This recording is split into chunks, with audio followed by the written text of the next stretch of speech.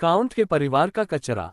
अध्याय 26। कोई भी यही सोचेगा कि यह कोई सामान्य कुलीन युवा स्वामी है जो अपने नौकर और रक्षकों के साथ यात्रा कर रहा है। नहीं, मूलतः यह उसी प्रकार का संयोजन था। केल को यह तथ्य याद आया जिसे वह भूल चुका था और वह उस गोरे आदमी की ओर देखकर धीरे से मुस्कुराया। हालांकि चीजें वैसी नहीं हुई जैसी उन्होंने उम्मीद की थी। क्या वह आदमी केल से और भी अधिक सावधान हो गया? रॉन को देखते हुए उसकी पुतलियां काफी हिल रही थीं। वह आदमी रॉन की बाईं बांह को घूर रहा था। रॉन का बायां हाथ नेक्रोमेंसर मैरी द्वारा बनाया गया हाथ था। यद्यपि ये दिखाई नहीं दे रहा था क्योंकि रॉन आमतौर पर लंबी आस्तीन वाली शर्ट और काले दस्ताने पहनता था, फिर भी वह गोरा आदमी उस ढके हुए बाएं हाथ को घूर रहा था। उनकी अभिव्यक्ति अनिश्चितता, सतर्कता और अराजकता से भरी थी। ऐसा लग रहा था मानो वह जानता था कि वह हाथ नकली है और अंधकार से बना है। इसे देखना ही इस व्यक्ति के लिए यह समझने के लिए पर्याप्त था कि इसमें अंधकार का संबंध है। ओह, केल को संदेह था। उसकी नज़र सुनहरे बालों वाले आदमी और सुनहरे बालों वाली औरत पर गई। वे अलग अलग दिख रहे थे, लेकिन साथ ही अजीब तरह से एक जैसे भी, जैसे कि वे भाई बहन हो। अचानक उसे कुछ ख्याल आया।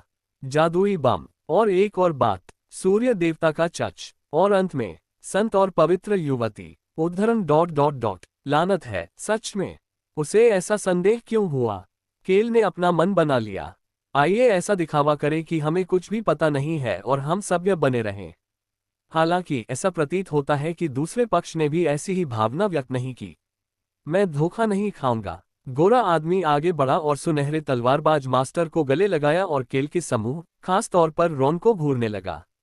हालांकि उसकी मासूम आंखें जो बारिश में भीगते हुए एक युवा घोड़े की तरह दिख रही थीं, डराने वाली नहीं बल्कि दयनीय लग रही थीं।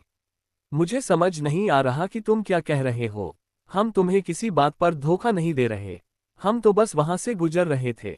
रॉन, जो हमेशा की तरह मुस्कुराता हुआ धीरे धीरे उस गोरे आदमी के पास जा रहा था, केल को एक विशिष्ट खलनायक जैसा लग रहा था। यहाँ मत आओ। ऐसा लग रहा था कि गोरा आदमी कुछ भी सुनने में असमर्थ था। उसने महिला को उठाया और धीरे धीरे पीछे की ओर बढ़ने लगा।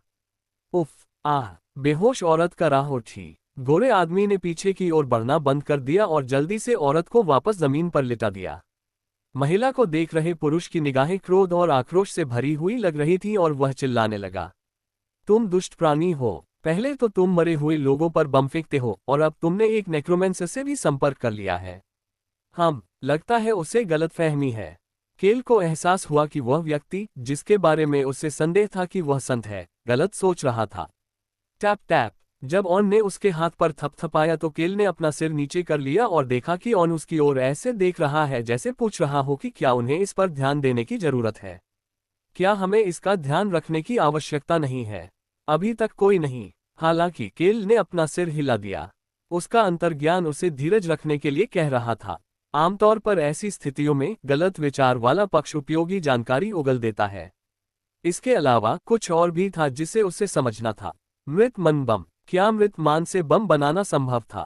केल को लगा कि गुप्त संगठन ने शायद ऐसा बम बनाया है और उसे और जानकारी की जरूरत है। इसलिए उसने कुछ नहीं किया और बस स्थिति को देखता रहा।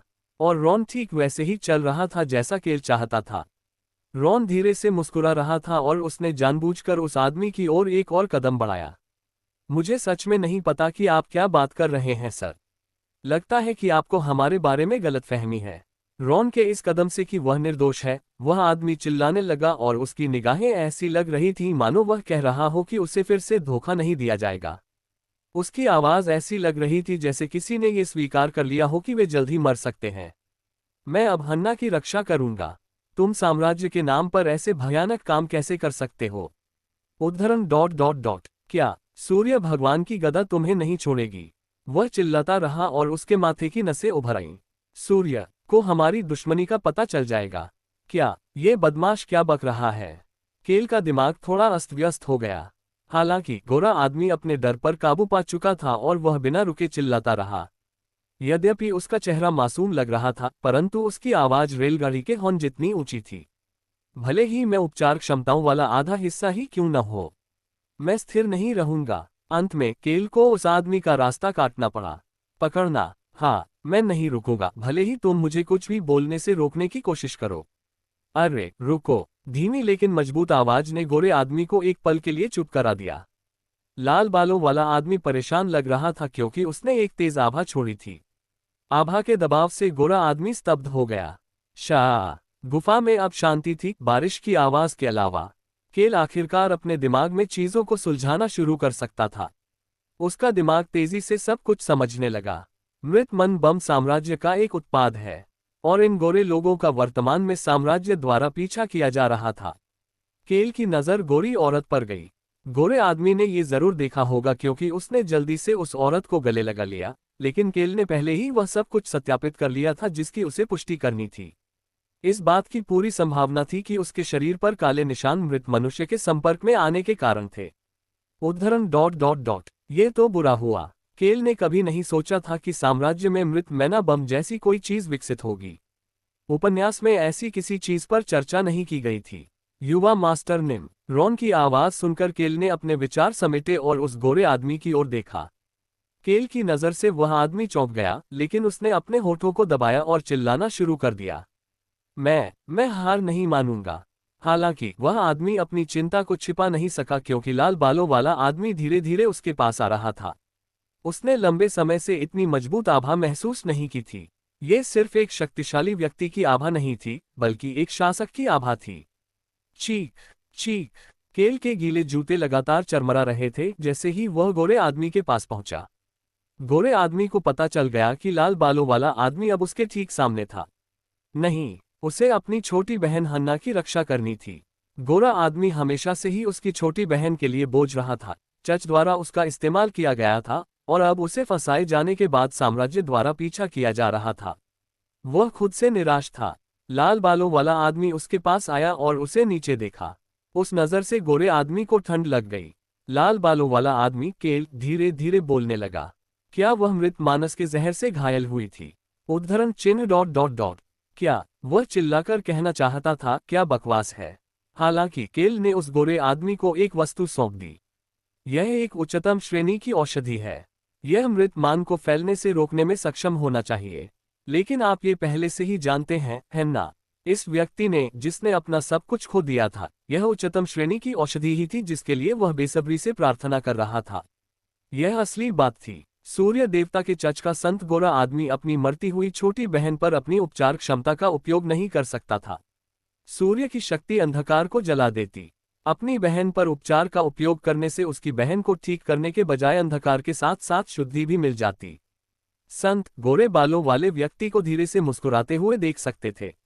लाल बालों वाले व्यक्ति ने फिर उस व्यक्ति की ओर इशारा किया जिसका परिचय उसने अपने नौकर के रूप में कराया था। मुझे इसके बारे में थोड़ा बहुत पता है क्योंकि हमारा नौकर पहले भी मृत माने से घायल हो चुका है। ठीक है, रॉन। केल ने रॉन की बाईं बांह की ओर इशारा करते हुए पूछा। रॉन ने बिना किसी भाव भंगिमा के उत्तर दिया। हाँ सर, मेरे बाएं हाथ और शरीर में गंभीर चोट लगी थी। हम बड़ी मुश्किल से उसे ठीक कर पाए। इसे ठीक करें। संत का चेहरा अजीब हो गया, लेकिन केल ने ऐसा दिखावा किया कि उसे इस बात का ध्यान ही नहीं है, क्योंकि वह अपने जादुई थैले से उच्चतम श्रेणी की औषधियां निकालता रहा। उसके पास इन बेहतरीन किस्म की औषधियों का एक टन था। राउन ने अपना बैग इनसे इतना भर रखा था कि वह डरावना लग रहा था। हालांकि केल ने उनमें से केवल 10 ही निकाले और फिर एक अजीब सी मुस्कान लाते हुए उस गोरे आदमी की तरफ देखा। मेरे पास बस इतना ही है। ओह, ये औषधियां रोअन किंगडम के मृत्यु के देवता के चर्च द्वारा बनाई गई हैं। क्या आप इन औषधियों का उपयोग उस महिला के इलाज के लिए करेंगे जबकि हम इस छोटी सी गलतफहमी को सुलझा रहे हैं? संत की पुतलियां कांपने लगीं। संत ने बहुत समय से ऐसी सच्ची मुस्कान नहीं देखी थी। लाल बालों वाले उस आदमी ने, जिसके चेहरे पर सच्ची मुस्कान थी, कुछ ऐसा कहा जो संत को बहुत पसंद आया। क्या मानव जीवन सबसे महत्वपूर्ण चीज नहीं है? संत चुपचाप उस औषधि को देखते रहे जो उन्हें ढक्कन हटाकर दी गई थी। उसकी छोटी बहन अक्सर उससे यह बात कहती थी, ओप्पा, तुम्हारी समस्या यह है कि तुम लोगों पर बहुत ज्यादा भरोसा करते हो। तुम लोगों पर बहुत आसानी से भरोसा कर लेते हो और बिना किसी संदेह के सब कुछ कह देते हो। ऐसा मत करो। मुझे लगता है कि यह तुम्हारी खूबियों में से एक है। चिंता मत करो, मैं मजबूत हूँ, इसलिए मैं तुम्हारी रक्षा करूंगा। उसे अपनी छोटी बहन को बचाना था। उसी समय संत ने लाल बालों वाले व्यक्ति को बोलते हुए सुना, अरे वैसे मेरा नाम कैलेहेनिट्यूज है और मैं रोआन किंगडम से हूँ। सुनहरे बालों वाला आदमी एक छोटा सा बैज देख सकता था जिस पर सुनहरे कछुए का प्रतीक बना हुआ था। उद्धरण चिन्ह डॉट डॉट डॉट। केल हेनिट्यूस। हाँ, केल ने कोमल किंतु कठोर स्वर में उत्तर दिया। उसे ऐसा इसलिए करना पड़ा ताकि वह व्यक्ति तथा बाद में जागने वाली महिला उसे एक कुलीन व्यक्ति समझे जो संयोग से वहां से गुजर रहा था, न कि वह व्यक्ति जो गुप्त संगठन से होने का दिखावा कर रहा था। केल ने एक नासमझ कुलीन युवा स्वामी होने का नाटक किया जब उसने उस व्यक्ति की ओर देखा जिसके बारे में उसे संदेह था कि वह संत है। आप सर केल थे? हम। सुनहरे बालों वाले आदमी की प्रतिक्रिया वैसी नहीं थी जैसी केल ने उम्मीद की थी। तुम सही हो, वो लाल बाल। अब मुझे समझ में आया कि तुम वापसी के रास्ते पर क्यों आए। झपटना। गोरे आदमी ने औषधि और केल का हाथ दोनों पकड़ लिया। केल ने धीरे धीरे अपना हाथ बाहर निकालना शुरू कर दिया। उद्धरण चिन्ह डॉट डॉट डॉट। क्या मैं आपको जानता हूँ? आप देखिए। सुनहरे बालों वाले उस आदमी ने मासूमियत भरी मुस्कान बिखेरी। केल को आश्चर्य हुआ कि इस आदमी का व्यवहार इतनी जल्दी कैसे बदल सकता है। होइक गांव के ग्रामीणों ने मुझे आपके बारे में बताया था। उन्होंने कहा कि आपने ग्रामीणों को समाधान पाने में मदद की और उन्हें जंगल के रहस्यों के बारे में बताया। मैंने ऐसा किया था। होइक गांव वापसी के मार्ग के प्रवेश द्वार पर स्थित गांव था। इस बार केल गांव को पार करके सीधे जंगल में आ गया था। जब से यह घटना हुई है तब से गांव के लोग युवा मास्टर केल हेनिट्यूस के बारे में कहानी साझा करते हैं जब भी कोई यात्री समय पर आता है। जब मैं छिपा हुआ था तो मैंने इसे सुन लिया था। वैसे भी मैंने इसके बारे में सुना। मुझे लगता है कि वह गांव के आसपास छिपा हुआ था और संयोग से उसने यह आवाज सुन ली। उन्होंने आपको एक बुद्धिमान और करिश्माई रईस के रूप में वर्णित किया जिसका दिल बहुत गर्म था। उद्धरण चिन्ह डॉट डॉट डॉट। ये तो बहुत प्रशंसा है। इस तरह का वर्णन कैले पर बिल्कुल भी फिट नहीं बैठता था। वह जंगल में लगी आग से निपटने के लिए हंस और वाइस कैप्टन को काम सौंप कर गया था। अब उसे गंभीरता से आश्चर्य हो रहा था कि उन दोनों ने कैसे काम संभाला होगा। हालांकि इस समय केल को अपने सामने खड़े व्यक्ति पर ध्यान केंद्रित करना था। ऐसा लग रहा था कि गोरा आदमी थोड़ा शांत हो गया है और उसने सहज भाव से बोलना शुरू कर दिया है। हाँ, रानी लिटाना निम जब भी किसी अच्छे व्यक्ति के बारे में बात करती थी तो हमेशा तुम्हारा जिक्र करती थी। उद्धरण चिन्ह डॉट डॉट डॉट। कौन? वह क्या बकवास कर रहा है? संत को लिटाना के बारे में कैसे पता है? वह। ऐसा लग रहा था कि उस आदमी को अपनी गलती का एहसास हो गया है, इसलिए वह अजीब सा चेहरा बनाकर बहाने बनाने लगा। जंगल की रानी। जब हम पहले जंगल गए थे तब हमने उनसे बातचीत की थी। वह बस एक ऐसी महिला है जिसे हम जानते हैं। ऐसा बिल्कुल नहीं लग रहा था कि उनके बीच कोई साधारण बातचीत हुई होगी। संत ने शीघ्रता से बोलना जारी रखा। मैं और मेरी छोटी बहन बस आम लोग हैं। रानी ने हमारी मदद की। हाँ, वह इतना स्पष्ट झूठ कैसे बोल सकता है? केल ने अपनी आह रोकी और सिर हिलाया। मैं समझ गया। पहले हम उसका इलाज करें। हाँ, रॉन, उसकी मदद करो। हाँ, युवा मास्टर निम। जब रॉन उनके पास आया तो संत चौंक गए, लेकिन जब उन्होंने देखा कि रॉन उनकी मदद के लिए सावधानीपूर्वक कपड़ा निकाल रहा है तो उन्होंने अपना सिर झुका लिया। केल ने खड़े होने से पहले उन दोनों को देखा। तो मैं एक पल के लिए बाहर निकलूंगा। चोई हान। उद्धरण चिन्ह डॉट डॉट डॉट। हाँ, केल निम। केल ने गुफा के प्रवेश द्वार की ओर इशारा किया। वहां खड़े रहो और उनकी रक्षा करो। उद्धरण चिन्ह डॉट डॉट डॉट। हाँ, केल निम। चोई हान के आधे अधूरे उत्तर को सुनकर और संत की आंखों में बढ़ते विश्वास को देखकर केल को आश्चर्य हुआ कि यह अत्यंत भरोसेमंद संत इस दुनिया में कैसे जीवित रहेगा, क्योंकि उसने बीक्रोक्स के कंधे पर थपथपाया। चलो आसपास जाकर देखते हैं। अगर मरीज की देखभाल करते समय कोई जंगली जानवर या राक्षस आ जाए तो बहुत बुरा होगा। हाँ सर, मैं समझ गया। बीक्रोक्स ने एक भरोसेमंद गार्ड की तरह जवाब दिया और केल के पीछे पीछे चला गया। केल चोई हान के पास गया जो प्रवेश द्वार पर खड़ा था और धीरे से फुसफुसाया। चोई हान, उन पर नजर रखो।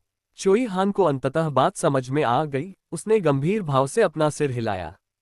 हाँ, केल निम, मैं उनकी रक्षा करने की पूरी कोशिश करूंगा।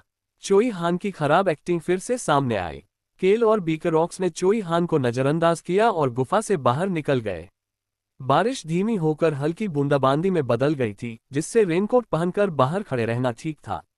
बीकरॉक्स। जी श्रीमान, मेरे पास वीडियो संचार उपकरण का उपयोग करने के लिए कोई जादूगर नहीं है। मैं आपको एक संदेश देने के लिए कहूंगा। बीकरॉक्स ने उदासीन भाव से पूछा। टूनका के लिए? केल थोड़ा भावुक हो गया। बीकरॉक्स को ऐसा लग रहा था कि वह उसके मन की बात समझ गया था, बिना उसे विस्तार से बताए। टूनका के पक्ष के लिए यह बहुत बड़ा नुकसान होगा अगर वे अपने मृत मैना बमों के बारे में जाने बिना साम्राज्य के खिलाफ लड़े। वह इस जानकारी को अपने पास नहीं रख सकता था। हाँ, टूनका को संदेश पहुंचाओ। क्या तुम्हें नहीं लगता कि उन्हें समान स्तर पर लड़ने के लिए ये जानकारी जानने की जरूरत है? हालांकि केल जो सोच रहा था उसके विपरीत, बीकरॉक्स ने कुछ और ही कहा। लगता है आप उसके बारे में चिंतित थे। कौन? टूनका। जी श्रीमान। केल कुछ क्षण के लिए चुप रहा, फिर उसने पुनः बोलना शुरू किया। बस कुछ मत बोलो और चले जाओ। बीकरॉक्स का उदासीन भाव धीरे धीरे मुस्कुराहट में बदल गया और उसने अपना सिर हिलाया। यह एक ऐसा भाव था जो ये कह रहा था कि वह वास्तव में अपने इस युवा स्वामी के बारे में कुछ नहीं कर सकता। बीकरॉक्स के हाव भाव देखने के बाद भी केल ने कोई अन्य स्पष्टीकरण नहीं दिया। केल को टूका की युद्ध रणनीति के बारे में पता था। वह ऐसे व्यक्ति थे जो अपने घायल सैनिकों को एक तरफ धकेलकर आगे बढ़ जाते थे। टूनका का मानना था कि कमजोर लोगों का पीछे छूट जाना, घायल हो जाना या मारा जाना स्वाभाविक है। हेरोल भी वैसा ही था। हेरोल और टूनका दोनों ने वही किया जो उन्हें अच्छा लगा। हेरोल का लालच पूरे महाद्वीप से जादू को खत्म करने के बारे में था, जबकि टूनका का लालच लड़ाई और मजबूत होने के बारे में था। उनके अधीन लोगों को सिर्फ इसलिए कष्ट नहीं सहना चाहिए क्योंकि उनके नेता अव्यवस्थित हैं। यदि उसे किसी की चिंता थी तो वह टूनका नहीं था, बल्कि टूनका के आदेशों का पालन करने वाले सैनिक थे। उन बमों से सबसे अधिक नुकसान किसको होगा? इसके अलावा मृत मान के जहर से उबरना मुश्किल था। मृत मान को फैलने से रोकने के लिए आपको उच्चतम श्रेणी की औषधियों का उपयोग करने की आवश्यकता थी। क्या हेरोल अपने सैनिकों पर उच्चतम श्रेणी की औषधियों का प्रयोग करेगा? टूनका के बारे में क्या? बिल्कुल नहीं। टूका उस तरह का था जो केल को पूरी तरह से नजरअंदाज कर देता अगर वह कमजोर की तरह व्यवहार करता। केल ने बीकरॉक्स को आदेश दिया, जो उसके आदेश की प्रतीक्षा कर रहा था। तुम्हें टूका तक जाने की जरूरत नहीं है। रोजलिन पास ही में है, इसलिए उसे संदेश दे दो और वह संदेश को आगे बढ़ा पाएगी। ये जल्दी हो जाएगा। ओह, और राजकुमार अल्बरू को भी बता दो। हाँ सर, मैं समझ गया। रोजलिन और बीकरॉक्स मिलकर सब कुछ ठीक से संभाल सकेंगे। बीकरॉक्स ने शांत स्वर में पूछते हुए थोड़ी जिज्ञासा दिखाई। युवा मास्टर निम, वे कौन हैं? मैं मानता हूं कि वे सूर्य देवता के चचके जुड़वा बच्चे हैं। उद्धरण चिन्ह डॉट डॉट डॉट। वे दोनों भाग रहे हैं। केल ने बोलना शुरू करने से पहले कुछ देर तक बीकरॉक्स के हाव भाव को देखा। हाँ, और वहां जो महिला है वह उस गुप्त संगठन की तलवारबाज है जिसके खिलाफ हमने हेस द्वीप पर लड़ाई लड़ी थी। उद्धरण चिन्ह डॉट डॉट डॉट। उस औरत। हाँ, तो जल्दी से वापस आ जाओ। मैं तुम्हारे जाने का बहाना बना दूंगा। बीकरॉक्स के होठों के कोने मुड़ने लगे। गुप्त संगठन ने उसके पिता को मौत के कगार पर पहुंचा दिया था। केल ने सहजता से बीकरॉक्स से कहा, जो जल्दी ही क्रोधित हो रहा था। मुझ पर और रॉन पर भरोसा करो और जल्दी वापस आओ। ये बहुत आश्वस्त करने वाली बात है। बीकरॉक्स ने सिर हिलाया। उसके पिता और युवा स्वामी केल ठीक रहेंगे। इसके अलावा उनके साथ मजबूत चोईहान भी था, इसलिए कोई खतरनाक स्थिति नहीं होनी चाहिए। म्याऊ। ऑन ने म्याऊ करके ये दिखाया कि वह भी वहां मौजूद है। बीकरॉक्स मुस्कुराया और अपना हाथ केल की ओर बढ़ाया। कृपया मुझे संदेश दीजिए। केल ने बीकरॉक्स को संदेश देकर विदा किया और धीरे धीरे गुफा की ओर चल पड़ा। केल ने, तुम वापस आ गए। हाँ। चोईहान द्वारा अभिवादन किए जाने के दौरान केल गुफा में प्रवेश कर गया। रॉन के चेहरे पर अभी भी उसकी सौम्य मुस्कान थी। चोईहान और रॉन ने कुछ नहीं कहा, भले ही बीकरॉक्स केल के साथ नहीं था। केल जल्दी से संत के पास पहुंचा जो चिंतित होकर सुनहरे तलवार मास्टर को देख रहा था। कैसा है? क्या महिला की तबीयत कुछ बेहतर है? हाँ, उसके शरीर में मृत मन धीरे धीरे।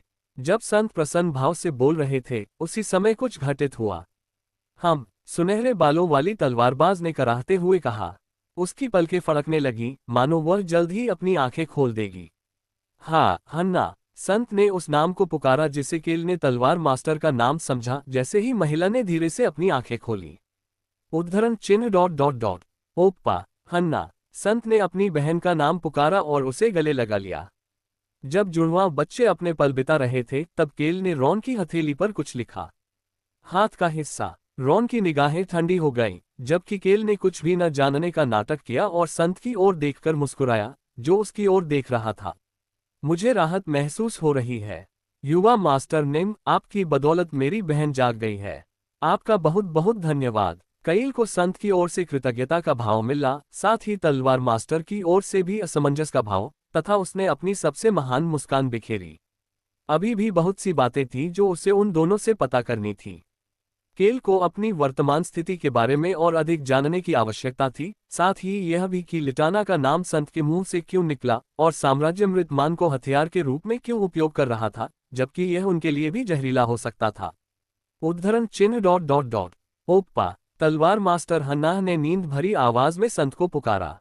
हालांकि हन्नाह की नजरें केल, चोई हान और रॉन पर टिकी थीं। केल हन्ना की हालत भी जांच रहा था। वह मृत मन विष के प्रारंभिक चरण में है। उसने देखा कि उसके शरीर पर लगी चोटें काली हो गई थीं। मृत मन बम जिससे उसे मारा गया था तरल रूप में लग रहा था। तरल पदार्थ उसके घावों पर गिरा होगा ताकि उसे जहर मिल जाए। वह अब तक जीवित बची होगी क्योंकि वह तलवार चलाने में माहिर है। तलवार के स्वामी के पास मजबूत जीवन शक्ति होती है। उसकी आभा शायद मृत मान को उसके शरीर के अंदर फैलने से रोक रही थी। हालांकि तलवार मास्टर इस समय कमजोर अवस्था में था। केल के चेहरे पर अपने आप ही एक हल्की सी मुस्कान आ गई। इससे महिला सतर्क हो गई। उद्धरण चिन्ह। ये लोग हैं कौन? वह मुश्किल से होश में आई, लेकिन उसे अभी भी बात करने में दिक्कत हो रही थी। उसका पूरा शरीर पसीने से लथपथ था और वह मुश्किल से बोल पा रही थी। मैं खांसी। हाँ। तलवारबाज के कंधे फड़कने लगे और वह काला खून खांसने लगी। संत ने जल्दी से अपने हाथ उसके मुंह के पास ले गए। हन्ना, मत बोलो। उद्धरण चिन्ह। क्या मैंने तुमसे नहीं कहा था कि अजनबियों को अंदर न आने दो? महिला ने संत को घूरकर देखा और उठने की कोशिश की। उसी समय उसके मुंह पर एक सफेद कपड़ा रख दिया गया। तुम्हारे खून बह रहा है। कृपया शांत रहो, मैं तुम्हें सब कुछ समझा दूंगा। हन्ना के कानों में एक गर्म आवाज पड़ी। केल ने उसके मुंह से काला खून पोंछा। मुझे काला खून इकट्ठा करना चाहिए और बाद में ड्रैगन से पूछना चाहिए। केल ने मन बना लिया कि वह एरोहाबेन के वापस आने पर उससे पूछेगा और सतर्क शत्रु से धीरे से बात करेगा। मैं ये देखकर बहुत प्रभावित हुआ कि आपका पिता आपकी जान बचाने के लिए कितना बेताब था। इसलिए कृपया पहले अपने स्वास्थ्य पर ध्यान दें। यहाँ एक औषधि है, युवा मास्टर निम। रॉन ने केल को एक नया पोषण दिया। केल रॉन को देखकर आश्चर्यचकित था, जो एक सौम्य बूढ़े व्यक्ति की तरह व्यवहार कर रहा था, जैसे कि उसकी आंखों में कभी वह ठंडी नजर नहीं थी। वाह, वह बहुत अच्छा है। यह उस समय से पूरी तरह अलग था जब वह चुईहान, रोजलिन और 8 वर्ष की औसत आयु वाले बच्चों के साथ यात्रा कर रहे थे। केल ने शांत भाव से औषधि संत को सौंप दी। ये सब देखकर हन्ना का मन अस्त व्यस्त हो गया। यह अजीब बात थी कि एक महान युवा स्वामी जैसा व्यक्ति और उसका नौकर इस वापसी रहित मार्ग पर थे। उद्धरण चिन्ह। आखिर ये लोग कौन हैं? उस समय हन्ना को अपने भाई की कोमल आवाज सुनाई दी। हन्ना, सम्मान से पेश आओ। ये लोग ऐसे नहीं हैं। हन्ना को लगा कि उसका भाई उसे डांट रहा है, इसलिए उसने उसकी ओर देखा। वह चिंतित थी कि उसके भाई ने, जो मूर्खता की हद तक पूरी तरह से निर्दोष था, बेहोशी की हालत में क्या किया होगा। हालांकि संत के चेहरे पर काफी समय बाद पहली बार उज्ज्वल भाव था। हन्ना, वह कोई ऐसा व्यक्ति है जिसे तुम भी जानती हो। एक गांव में कैले हेनिट्यूस के बारे में सुनना याद है। वह कैले हेनिट्यूस है और वे उसके सेवक और उसके शूरवीर हैं। उद्धरण चिन्ह। केल हेनिट्यूस। हन्ना की नजर लाल बालों वाले आदमी की ओर गई। संत ने उत्साहित स्वर में बोलना जारी रखा। हाँ, आपने मुझे समझाया। आपने कहा कि वह महान नायक था जिसने आतंकवादी घटना के दौरान रोआन साम्राज्य की रक्षा के लिए कदम बढ़ाया था। हन्ना की आंखों में एक अजीब सी चमक थी। केल ने अपना सिर थोड़ा नीचे किया, मानो वह शर्मिंदा हो कि वह उसे कैसे घूर रही थी। फिर वह अपने आप में सोचने लगा, महान हीरो मेरी गांड, मैं उसके लिए एक कष्टप्रद दुश्मन था। गुप्त संगठन के सदस्य के रूप में केल रोआन साम्राज्य का नायक नहीं था, बल्कि उनके रास्ते में आने वाले कीटों में से एक था। लेकिन केल संत के बयानों से एक बात की पुष्टि करने में सक्षम था। संत गुप्त संगठन का सदस्य नहीं है। यदि ऐसा होता तो वह इतनी मूर्खतापूर्ण हरकतें नहीं करता। यही कारण है कि युवा मास्टर कैले निम ने हमें औषधि दी और अपने शूरवीर को हमारी रक्षा करने के लिए कहा। उद्धरण चिन्ह। क्या तुम सच में वह केल हेनिट्यूस हो? केल ने उसकी ओर एक अजीब सी मुस्कान बिखेरी जो संदेह से भरी हुई लग रही थी। हाँ, ये शर्मनाक है, लेकिन मैं वास्तव में वही केल हेनिट्यूस हूँ। उद्धरण चिन्ह। युवा मास्टर सिल्वर शील्ड। बहुत समय हो गया था जब उसने तलवार मास्टर के मुंह से यह शर्मनाक उपनाम सुना था। हालांकि केल को अभी उसे विश्वास दिलाने की जरूरत थी। पाठ। एक छोटी सी ढाल चांदी की चमक के साथ दिखाई दी। उद्धरण चिन्ह डॉट डॉट डॉट। ओह! संत आश्चर्यचकित थे, जबकि तलवार मास्टर थोड़ा राहत महसूस कर रहा था। केल ने उसकी ओर देखा और पूछा, क्या अब तुम्हें मुझ पर भरोसा है? उद्धरण चिन्ह डॉट डॉट डॉट। खैर, मुझे ऐसा लगता है। तो कृपया थोड़ा आराम करें, क्योंकि आप अभी भी खतरे की स्थिति में हैं। केल ने चेहरे पर विश्वास भरी भावना के साथ बोलना शुरू किया। हम आज रात पहरा देंगे। मुझे नहीं पता कि आप इस स्थिति में क्यों हैं, लेकिन मेरा मानना है कि कमजोर और परेशान लोगों की रक्षा करना एक महान व्यक्ति का कर्तव्य है। संत प्रशंसा से भरे हुए थे, जबकि तलवार मास्टर के चेहरे पर राहत की भावना थी। फिर रॉन ने ठीक से खेलना शुरू किया। युवा मास्टर निम, आप सही कह रहे हैं। हम उन दुष्ट बदमाशों से अलग हैं जिन्होंने राजधानी में आतंकी घटना को अंजाम दिया। हमें दूसरों को बचाने के लिए कड़ी मेहनत करनी होगी और उन लोगों से अलग होना होगा जो दूसरों को मारने का लक्ष्य रखते हैं। तलवार मास्टर ने सिर हिलाकर सहमति जताई। उद्धरण चिन्ह डॉट डॉट डॉट। आप ठीक कह रहे हैं। ओह! मुझे उम्मीद नहीं थी कि वह सहमत होगी। केल को उम्मीद नहीं थी कि वह रॉन की बात से सहमत होगी। लेकिन जब उसने आगे जो कहा, उसे सुनकर उसे अजीब सा एहसास हुआ। उन कमीनों का खून तब तक चूसा जाना चाहिए जब तक वे मर न जाएं। उद्धरण डॉट डॉट डॉट। बहुत डरावना। केल को लगा कि इस महिला को संगठन ने धोखा दिया होगा। हालांकि केल ने एक सहज भाव से पूछा, जैसे कि उसने अभी जो कहा वह उसने सुना ही नहीं। लेकिन आप वापसी रहित मार्ग पर कैसे पहुंच गए? अगर आप भटक गए तो ये खतरनाक होगा। अचानक गुफा में सन्नाटा छा गया। संत ने चिंता भरी नजरों से अपनी बहन की ओर देखा, जबकि तलवार मास्टर चुपचाप छत की ओर देख रहा था। इससे केल को अपनी धारणाएं बनाने का मौका मिला। वे लिटाना से मिलने जा रहे होंगे। जंगल की रानी का नाम संभवतः संत के मुंह से यूं ही नहीं निकला। ये स्पष्ट किया गया था। उनकी धारणाएं बहुत जल्दी सत्य साबित हुई। म्याओ ऑन, जो बीकरॉक्स को जंगल के प्रवेश द्वार तक ले जा रही थी, गुफा में चली गई। फिर वह तुरंत केल के पास गई और उसके हाथ पर जोर से थपथपाया। उसी समय चोई हान, जो अभी भी गुफा के द्वार पर खड़ा था, ने कैले को पुकारा। युवा मास्टर निम, दूर से एक प्रकाश आता हुआ दिखाई दे रहा है। क्या? केल सदमे में गुफा के प्रवेश द्वार की ओर चला गया। बारिश फिर से तेज हो गई थी। इस भयंकर बारिश के दौरान भी आधी रात को गुफा के पास एक रोशनी आ रही थी। केल को अंततः समझ में आ गया कि संत, जो अपनी घायल बहन के साथ छिपने को मजबूर था, ने फिर भी गुफा के अंदर आग क्यों जलाई थी। उस समय चोई हान ने धीमी आवाज में कुछ कहा जो बारिश में दब गई और केवल केल ही सुन सका। मैंने यह बात एल्फ विलेज में हमारी लड़ाई के दौरान सुनी थी। चोई हान को याद आया कि जादुई भालाधारी ने लड़ाई के दौरान क्या कहा था। मैं पहले से ही उन गोरी जुड़वा बहनों की वजह से व्यस्त हूँ। ये कमीने हमेशा मेरे रास्ते में क्यों आते हैं? उसने जादुई भालाधारी के शब्दों को कैले को दोहराया। कैले ने चोई हान के कंधों को थपथपाया और पीछे मुड़ गया। उसकी नज़र भाई बहन की जोड़ी की ओर थी। वे आपके मेहमान लगते हैं। क्या मैं सही कह रहा हूँ? संत ने तलवार मास्टर की ओर देखा, जो संघर्ष करते हुए उठ खड़ा हुआ, और उसने केल की ओर देखा, जिसका चेहरा मृत मान के कारण कई स्थानों पर काला हो गया था। हाँ, वे शायद हमारे मेहमान हैं। जैसे ही हन्ना ने उत्तर दिया, केल ने लोगों को गुफा की ओर आते देखा। उद्धरण चिन्ह डॉट डॉट डॉट। युवा मास्टर केल, बहुत समय हो गया मिलते हुए, मिस लीना। जंगल की रानी लिटाना अपने हाथ में एक चमकता हुआ गोला लिए खड़ी थी। हैरान लिटाना की ओर देखने के बजाय केल उस गोले पर बने शिखर को देख रहा था। ये सूर्य देवता की चोटी थी। गोले के अंदर का प्रकाश तीर के आकार का था, जो संत के स्थान की ओर इशारा कर रहा था। केल ने धीरे से मुड़कर संत की ओर देखा। यह सूर्य देवता की चोटी है। यह आपकी ओर क्यों इशारा कर रही है? वह, आप देखिए, युवा मास्टर केल। अब जब मैं इसके बारे में सोचता हूं, तो तुम दोनों भाई बहन जैसे लगते हो, नहीं जुड़वा जैसे। केल, जो संत को देख रहा था, जो चुपचाप वहां खड़ा था और उसके चेहरे पर अजीब सा भाव था, उसने एक आह भरी। हाँ, मुझे लगता है कि मैं समझ गया हूं कि मिस लीना बिना भटके यहाँ कैसे पहुंच गई।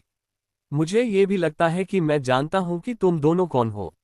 उद्धरण चिन्ह डॉट डॉट डॉट। युवा मास्टर केल। लिटाना ने केल के चेहरे पर कठोर भाव देखकर उसके पास पहुंची। उसने केल के चेहरे पर ऐसा भाव पहले कभी नहीं देखा था। ऐसा लग रहा था कि वह अपने मन में चल रहे जटिल विचारों को छिपाने की कोशिश कर रहा था। केल ने पास आती हुई लिटाना की ओर नहीं देखा, बल्कि उसने बोलना शुरू कर दिया, जैसे वह अपने आप से ही कुछ बुदबुदा रहा हो। मैं आपकी मदद कर रहा था क्योंकि मुझे लगा कि यह सही काम है, लेकिन जिन लोगों की मैंने मदद की। केल के चेहरे पर दुख छा गया। जिन लोगों की मैंने मदद की, वे ही church of the sun god की आतंकी घटना के लिए जिम्मेदार क्यों हैं? आप मेरे साथ ऐसा कैसे कर सकते हैं? नहीं। उसी समय संत की आवाज गुफा में गूंज उठी। ओप्पा, शांत हो जाओ। तलवार मास्टर ने संत को शांत किया और केल ने संत से नजरें मिलाईं। उसकी नजर गुस्से से भरी हुई लग रही थी, जैसे वह किसी बात से परेशान हो। फिर केल ने लिटाना की ओर देखा और बोलना शुरू किया। मुझे यकीन है कि इसके पीछे कोई कारण था। उद्धरण चिन्ह डॉट डॉट डॉट। युवा मास्टर केल, अगर यह वही मिस लीना है जिसे मैं जानता हूं, तो वह ऐसी भयानक त्रासदी के लिए जिम्मेदार लोगों की कभी मदद नहीं करेगी। केल का हाथ भाई बहनों की ओर इशारा कर रहा था। मैं भी यही सोचता हूँ। नहीं, मैं यह मानना चाहता हूँ कि भाई बहनों का एक जोड़ा जो एक दूसरे की इतनी परवाह करता है, वह कभी ऐसा काम नहीं करेगा। संत के शिष्य प्रशंसा से रोने लगे। लिटाना भी वैसी ही थी। उसने जोर से अपना सिर हिलाया और जवाब दिया, चिंता मत करो युवा मास्टर केल, आप मेरे बारे में बिल्कुल सही कह रहे हैं। हाँ युवा मास्टर निम, हम यहाँ बुरे इरादे से नहीं आए हैं। लिटाना के एक वफादार अधीनस्थ ने भी यही बात कही। उनके जवाब सुनकर केल को मुस्कुराने में कठिनाई हुई और उसने अपना सिर हिला दिया। लिटाना जब अपने भाई बहनों के पास पहुंची तो उसकी हरकतें देखकर उसे राहत महसूस हुई। उस समय केल ने चुपके से रॉन से आंखें मिलाईं। रॉन ने चुपके से उसे अंगूठा दिखाया और उसके चेहरे पर संतुष्टि का भाव था, जबकि चुईहान शून्य भाव से केल को देख रहा था। इतना तो कुछ भी नहीं था। केल ने ऐसी निगाह डाली जैसे वह ये कह रहा हो, फिर उसने लिटाना की ओर देखा जो उससे बात कर रही थी। युवा मास्टर केल, आपको मेरे साथ उनकी कहानी सुननी चाहिए। उद्धरण चिन्ह डॉट डॉट डॉट। ये ठीक है। मुझे लगता है कि यह मेरे लिए बोझिल होगा। एक बार तो उन्होंने शुरू करने से मना कर दिया, ऐसा व्यवहार करते हुए कि जैसे वे इसमें शामिल नहीं होना चाहते थे। ऐसा इसलिए नहीं है कि हमें आपकी मदद की जरूरत है। ये कुछ ऐसा था जो मैं आपको फिर से मिलने पर बताने की योजना बना रहा था। ये सुनकर कि उसे उसकी मदद की जरूरत नहीं है, केल ने अपना सिर हिलाया। क्या ऐसी कोई बात है जिसके बारे में मुझे सचेत रहने की जरूरत है? युवा मास्टर केल, क्या आपको जंगल में लगी आग याद है? वह अचानक आग के बारे में क्यों बात कर रही है? उद्धरण चिन्ह डॉट डॉट डॉट। हाँ, मुझे याद है। ये भयानक था। ये सच में हुआ था। हमने आग लगाने के लिए जिम्मेदार अपराधियों को ढूंढ निकाला है। केल को जल्दी ही पता चल गया कि जुड़वां बहनें लिटाना से संपर्क करने के लिए क्या प्रयोग करती थीं। शाही राजकुमार ने जंगल में आग लगा दी थी। उन्होंने संभवतः उसे यह जानकारी देकर बुलाया होगा। हालांकि केल ने ऐसा दिखावा किया जैसे वह कुछ भी नहीं जानता। मुझे लगता है कि ये भाई बहन अपराधी नहीं है। हाँ, ये वैसा ही है जैसा तुम्हें संदेह है। उन्होंने ही मुझे अपराधी के बारे में बताया था। केल ने अविश्वास से जुड़वां बच्चों की ओर देखा। उसी समय तलवार मास्टर ने संत से बात करना शुरू कर दिया। ओप्पा, उन्हें सब कुछ बताओ। ठीक है। संत ने चेहरे पर दृढ़ निश्चय के भाव के साथ बोलना शुरू किया। हालांकि हम एक संत और एक पवित्र युवती के रूप में जाने जाते हैं, मैं एक संत हूं जिसके पास केवल आधी दिव्य क्षमताएं हैं, और मेरी बहन हन्ना बिल्कुल भी पवित्र युवती नहीं है। उसे एक तलवारबाज के रूप में पाला गया था क्योंकि वह तलवार चलाने में प्रतिभाशाली थी। संत ने चच के प्रति अपना गुस्सा दिखाया। चच ने हम दोनों का इस्तेमाल किया और घोषणा की कि हम दोनों दिव्य क्षमताओं के साथ पैदा हुए हैं और हमें संत और पवित्र युवती के रूप में जीने दिया। यही कारण था कि हम कभी दुनिया को देखने में भी सक्षम नहीं थे। केल ने अपनी मुस्कुराहट रोक ली। क्या झूठ है? वह हन्ना के चेहरे पर दिख रहे सहज भाव पर यकीन नहीं कर पा रहा था। हन्ना, जो गुफा की दीवार पर झुककर खड़ी थी, गुप्त संगठन की सदस्य के रूप में पूरी दुनिया घूम चुकी थी। संत बोलते रहे जबकि केल हन्ना को देख रहा था। किसी अज्ञात संगठन ने चच में एक जादुई बम फेंका और चच बर्बाद हो गया। फिर साम्राज्य ने दावा किया कि हम संगठन के साथ मिलीभगत कर रहे थे और हमारा पीछा करना शुरू कर दिया। तो फिर आप कह रहे हैं कि उस घटना का कारण आप नहीं थे? संत ने लिटाना के प्रश्न पर अपना सिर हिलाया। हाँ, ये हम नहीं थे। हालांकि साम्राज्य ने कहा कि यह हम थे क्योंकि वे हम दोनों से छुटकारा पाना चाहते थे। वे ऐसा क्यों करना चाहेंगे? संत कुछ क्षण के लिए चुप रहे, फिर उन्होंने जवाब देना शुरू किया। यह उस जानकारी के कारण हुआ जिसे चच समारोह के दौरान प्रकट करने की योजना बना रहा था। जो भी व्यक्ति इस जानकारी के बारे में जानता था वह बम से मारा गया। वह कौन सी जानकारी है? लिटाना ने संत से आग्रह किया, मानो यह वही जानकारी थी जिसका वह इंतजार कर रही थी। हालांकि जवाब तलवार मास्टर से आया। साम्राज्य ने मृत मान से बम बनाने के लिए कीमिया का इस्तेमाल किया। वे जंगल में लगी विशाल आग के लिए भी जिम्मेदार थे। संत ने आगे कहा, चच ने उस घोषणा का उपयोग सिंहासन को दबाने के लिए करने की योजना बनाई थी। केल को अंततः समझ में आ गया कि सूर्य देव के चच ने कीमिया के उत्सव के साथ साथ अपना उत्सव मनाने पर सहमति क्यों व्यक्त की थी। वे किसी चीज पर निशाना साध रहे थे, लेकिन अचानक एक बम फट गया और घोषणा से ठीक पहले हमें अपराधी के रूप में दोषी ठहराया गया। साम्राज्य को पता होना चाहिए कि हमारे पास वह जानकारी थी।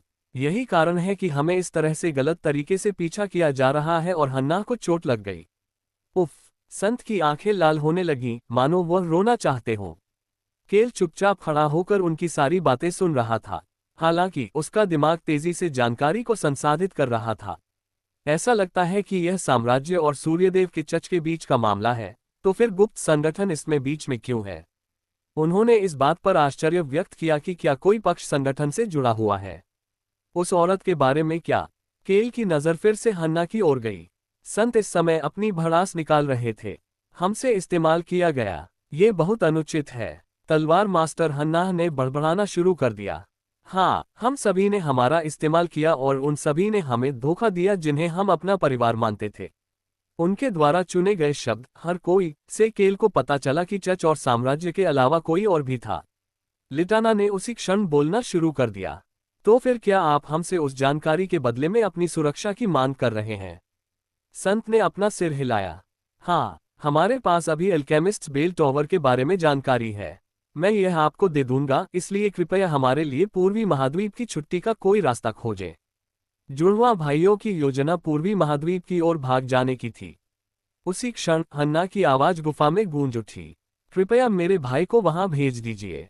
हन्ना, तुम किस बारे में बात कर रही हो? तुम्हारा क्या हाल है? संत ने असमंजस से अपनी बहन की ओर देखा।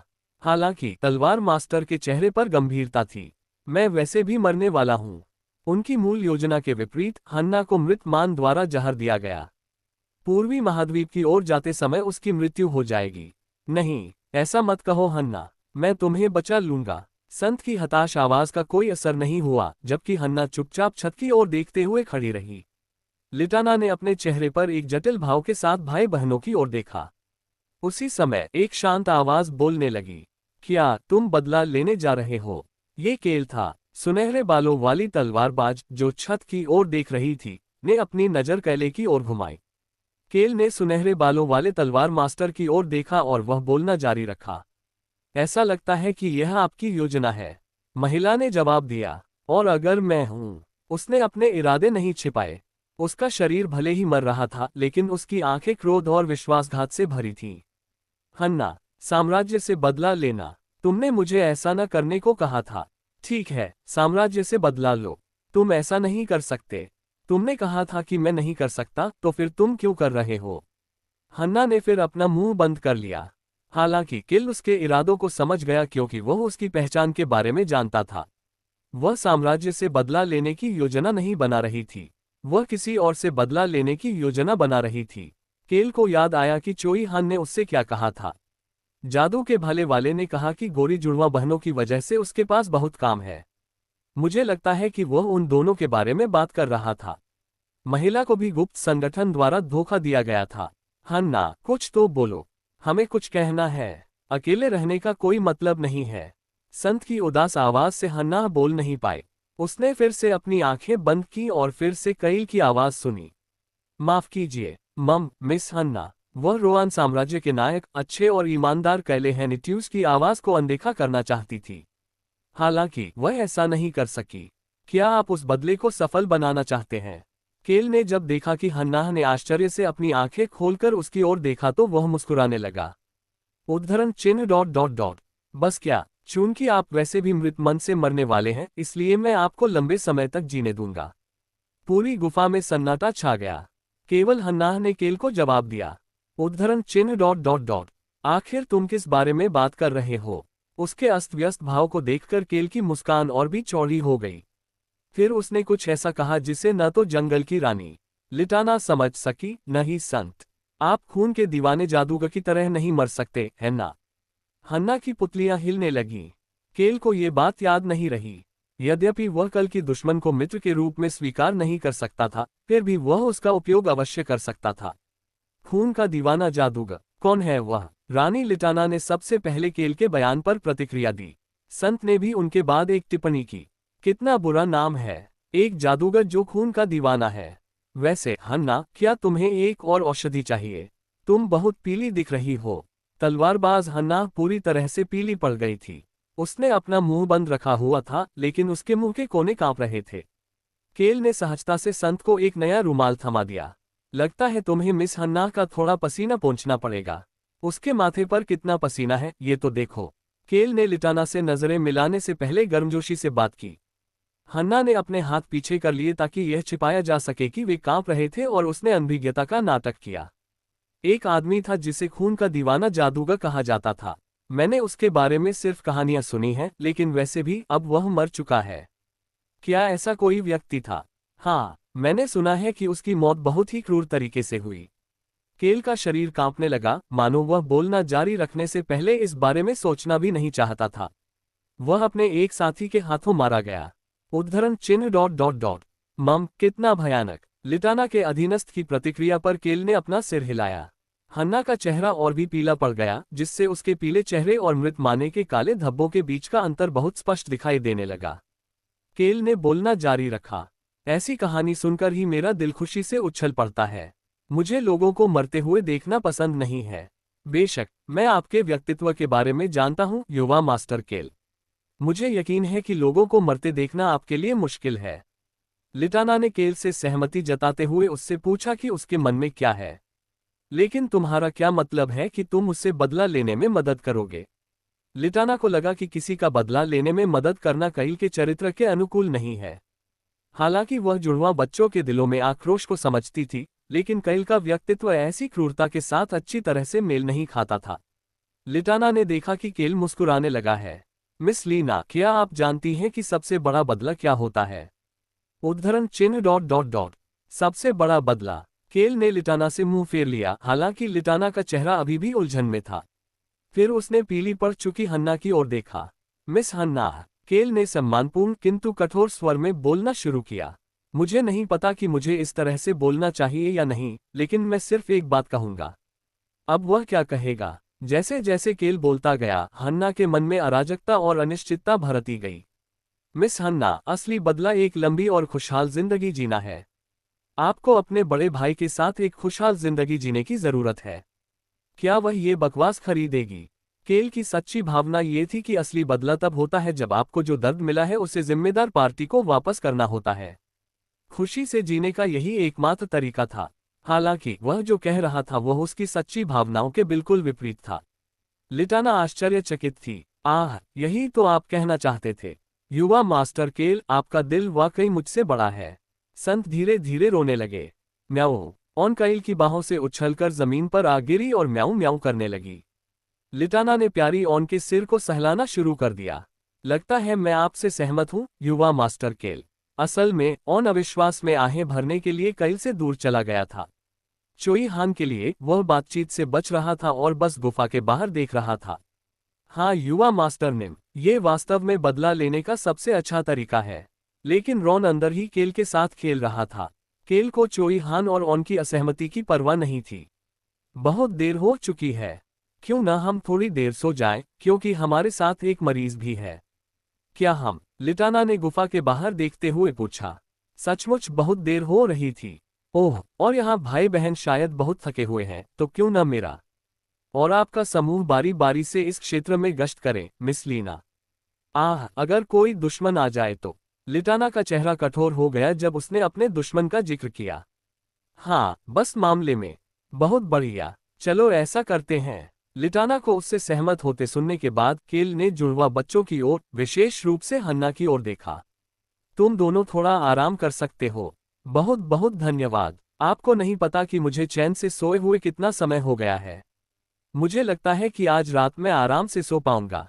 संत प्रसन्नता से बोले, जबकि हन्ना भौचक्की हो गई। हन्ना, क्या तुम्हें फिर से खांसने की जरूरत है? उद्धरण चिन्ह डॉट डॉट डॉट। ओप्पा आप, हाँ कोई बात नहीं।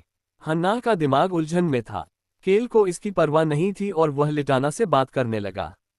हम पहले गश्त करेंगे। अंततः लंबी बातचीत बंद हो गई क्योंकि सभी लोग आराम करने लगे। केल का समूह सबसे पहले गश्त करने वाला था और जब वे वापस आए तो सेंट और होली मेडेन गहरी नींद में थे। वे वाकई बहुत थके हुए रहे होंगे। फिर उन्होंने स्विच ऑफ कर दिया और लिटाना का समूह कोहरे को नियंत्रित करते हुए गश्त करने के लिए तैयार हो गया। युवा मास्टर केल, आपने काफी देर तक गश्त की। हम जंगल के प्रवेश द्वार तक गए। हमें भी ऐसा ही करना चाहिए। इसमें लगभग 2 घंटे लगेंगे। कृपया सावधान रहें। लिटाना ने केल की तरफ मुस्कुराकर देखा, जो सोने के लिए तैयार लग रहा था, इससे पहले कि वह ऑन और उसके अधीनस्थों के साथ बाहर निकल जाती। बेशक, उसने चोईहान से आंख मिलाई, जो अभी भी प्रवेश द्वार पर पहरा दे रहा था। शाह। गुफा में केवल बारिश और आग की चिंगारी की आवाज थी। हालांकि जब लिटाना का समूह दूर चला गया तो सन्नाटा टूट गया। आप कौन हैं? हन्ना की आवाज गुफा में गूंज उठी। यही मेरा सवाल है। केल ने अपनी बंद आंखें खोली और अपना सिर घुमाया। तलवारबाज हन्ना उठ गई थी और गुफा की दीवार पर झुकी हुई थी और केल के समूह को घूर रही थी। केल उठकर बैठ गया और उससे नजरें मिलाने लगा। दोनों एक दूसरे को देखते रहे। फिर हन्ना ने बोलना शुरू किया। उद्धरण चिन्ह डॉट डॉट डॉट। क्या आप शायद वे लोग हैं? हन्ना ने केल की ओर देखा। वो उनकी पहचान के बारे में आधी निश्चित थी। वे लोग कौन हैं? उसने केल के प्रश्न का उत्तर अनिश्चित भाव से दिया। उद्धरण चिन्ह डॉट डॉट डॉट। गुप्त संगठन। ऐसा कहते हुए उसके चेहरे पर अजीब भाव थे। ये स्वाभाविक ही था क्योंकि वह किसी दूसरे संगठन के बारे में गुप्त संगठन के रूप में बात कर रही थी, जबकि वह वास्तव में गुप्त संगठन का हिस्सा थी। केल ने हन्ना के प्रश्न का उत्तर दिया। अगर तुम्हें ये पता है तो तुम्हें भाग जाना चाहिए। तुम भाग क्यों नहीं गए? केल मुस्कुराने लगा, लेकिन यह मुस्कुराहट दोस्ताना नहीं थी। दरअसल इससे हन्ना को ठंड लग गई। हन्ना की नज़र जल्दी से संत पर पड़ी और फिर वह कैले की ओर लौट गई। जैसे ही उनकी नज़रें फिर से मिली, केल ने पूछा, लगता है आप अपने बड़े भाई के बारे में चिंतित हैं। उद्धरण चिन्ह डॉट डॉट डॉट। क्या तुम मुझे धमकी दे रहे हो? उसकी आंखें चमकने लगीं और शरीर के काले धब्बे हल्के होने लगे। एक सुनहरी आभा उसके शरीर को ढकने लगी। यह उसी क्षण हुआ। खनक। चोईहान ने अपनी तलवार म्यान से बाहर निकालना शुरू किया और रॉन उठकर केल के पीछे चला गया। हन्ना ने अपने होठों को दांतों से दबाया और अपने भाई का हाथ पकड़ लिया। वह अभी भी शांति से सो रहा था। मुझे क्या करना चाहिए? उसका दिमाग इतना जटिल था कि ऐसा लग रहा था मानो वह फट जाएगा। चर्च ने उन दोनों का इस्तेमाल किया था और पोप ने उनके साथ कुत्तों जैसा व्यवहार किया था। गुप्त संगठन ने उससे तब संपर्क किया था जब वह बाहर निकलने का रास्ता तलाश रही थी। उस संगठन ने उसके साथ परिवार जैसा व्यवहार किया था। उसे लगा कि वे दोनों चर्च से भागकर उस संगठन में जा सकेंगे जो उसे सुरक्षित महसूस कराता है। हालांकि उसके साथ भी विश्वासघात हुआ और अब एक अवरुद्ध गलियारे में वह एक अन्य दुश्मन के आमने सामने थी। वह पागल हो रही थी। क्या करे वह? यह उसी क्षण हुआ। वह देख सकती थी कि केल हेनिट्यूस फिर से बोलना शुरू कर रहा है। मैं धमकियां नहीं देता। उद्धरण चिन्ह डॉट डॉट डॉट। क्या? हन्ना ने आह भरी। मृत मान के कारण उसका शरीर गंभीर दर्द में था, लेकिन उसने अपनी आभा को उच्चतम संभव स्तर तक बढ़ा दिया। आप मुझे बता रहे हैं कि आप जो अभी कर रहे हैं उससे मुझे कोई खतरा नहीं है। हन्ना को देखकर ऐसा लग रहा था कि वह किसी भी क्षण फट जाएगी। तभी एक उदासीन आवाज उसके कानों में पड़ी। मुझे लगा कि आपके प्रति सम्मान दिखाना सही बात है। उद्धरण चिन्ह डॉट डॉट डॉट। क्या? वह क्या बकवास कर रहा है? हन्ना कैल को समझ नहीं पाए। हालांकि कैल ने बस अपने कंधे उचका दिए और सहजता से टिप्पणी की। ऐसा लगता है कि आम ने भी तुम्हें धोखा दिया है। यह आदमी आम नाम से परिचित था। हन्ना को उसकी सूचना के नेटवर्क पर आश्चर्य हुआ, लेकिन फिर उसे चिंता होने लगी। जादुई भालाधारी तुम्हें और तुम्हारे भाई को खोज रहा था। केल के लगातार शब्दों ने उसे उदास कर दिया। साम्राज्य, चर्च और यहाँ तक कि गुप्त संगठन भी उसके पीछे पड़ गए थे। वह अभी भी अपने चेहरे पर उदासी लिए हुए केल को घूरने लगी। तुम मुझे ये सब क्यों बता रहे हो? वह बोलते बोलते उपहास करने लगी। तुम चाहते हो कि मैं तुम्हारी बात मानूं और तुम्हें सारी जानकारी दे दूं, क्योंकि मैं फंस गया हूं। क्या तुम एक अच्छे इंसान नहीं हो जिसके साथ राज्य में एक नायक जैसा व्यवहार किया जाता है? वह एक न्यायप्रिय युवा स्वामी होने का दिखावा करता था, लेकिन उसे लगा कि वह एक दुष्ट खलनायक के करीब था। उसके दोहरे स्वभाव ने उसे सिहरन पैदा कर दी। आम भी उसी तरह थी। उन्होंने उसे परिवार की तरह मानते हुए उसकी पीठ में छुरा घोंपने की योजना बनाई थी। दूसरे लोग नहीं जानते कि तुम इतने बुरे कमीने हो, है न? रानी को भी नहीं मालूम था। उसने केल को घूरकर देखा और उसका उपहास करना जारी रखा।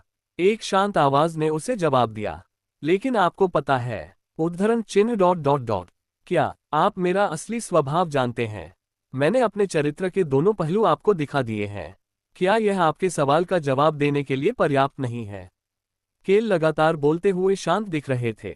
तुम्हारे जैसे किसी व्यक्ति के प्रति जिसके साथ विश्वासघात हुआ था, मैंने सोचा कि यह सम्मान का वह मूल स्तर है जो मुझे तुम्हें दिखाना चाहिए। हन्ना अचानक बोल नहीं पाए। मुझे आपके प्रति यही बुनियादी सम्मान दिखाना चाहिए। हन्ना को अंततः समझ में आ गया कि केल ने ऐसा क्यों कहा था कि वह उसे धमकी नहीं दे रहा था। केल चुपचाप हन्ना के दिमाग में जानकारी को संसाधित होते देखता रहा।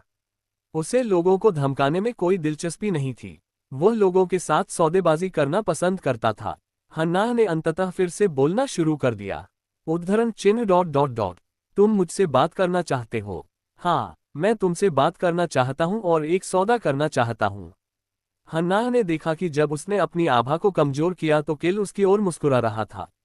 लगता है अब आप बात करने के लिए तैयार हैं। पहले वाली ठंडी मुस्कान गायब हो गई थी और उसकी जगह एक बहुत ही गर्म मुस्कान ने ले ली थी। हन्ना ने अवचेतन रूप से अपनी मुठ्ठियां खोल दी। यह उसी क्षण हुआ। मैं तुम्हें और तुम्हारे भाई को पूर्वी महाद्वीप में नहीं भेजूंगा।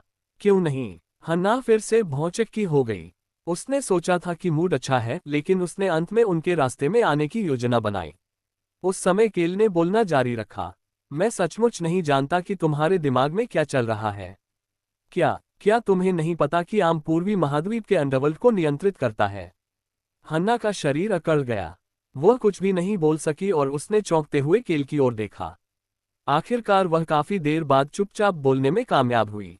उद्धरण चिन्ह डॉट डॉट डॉट, मुझे नहीं पता था। लगता है आपको उनके बारे में ज्यादा जानकारी है।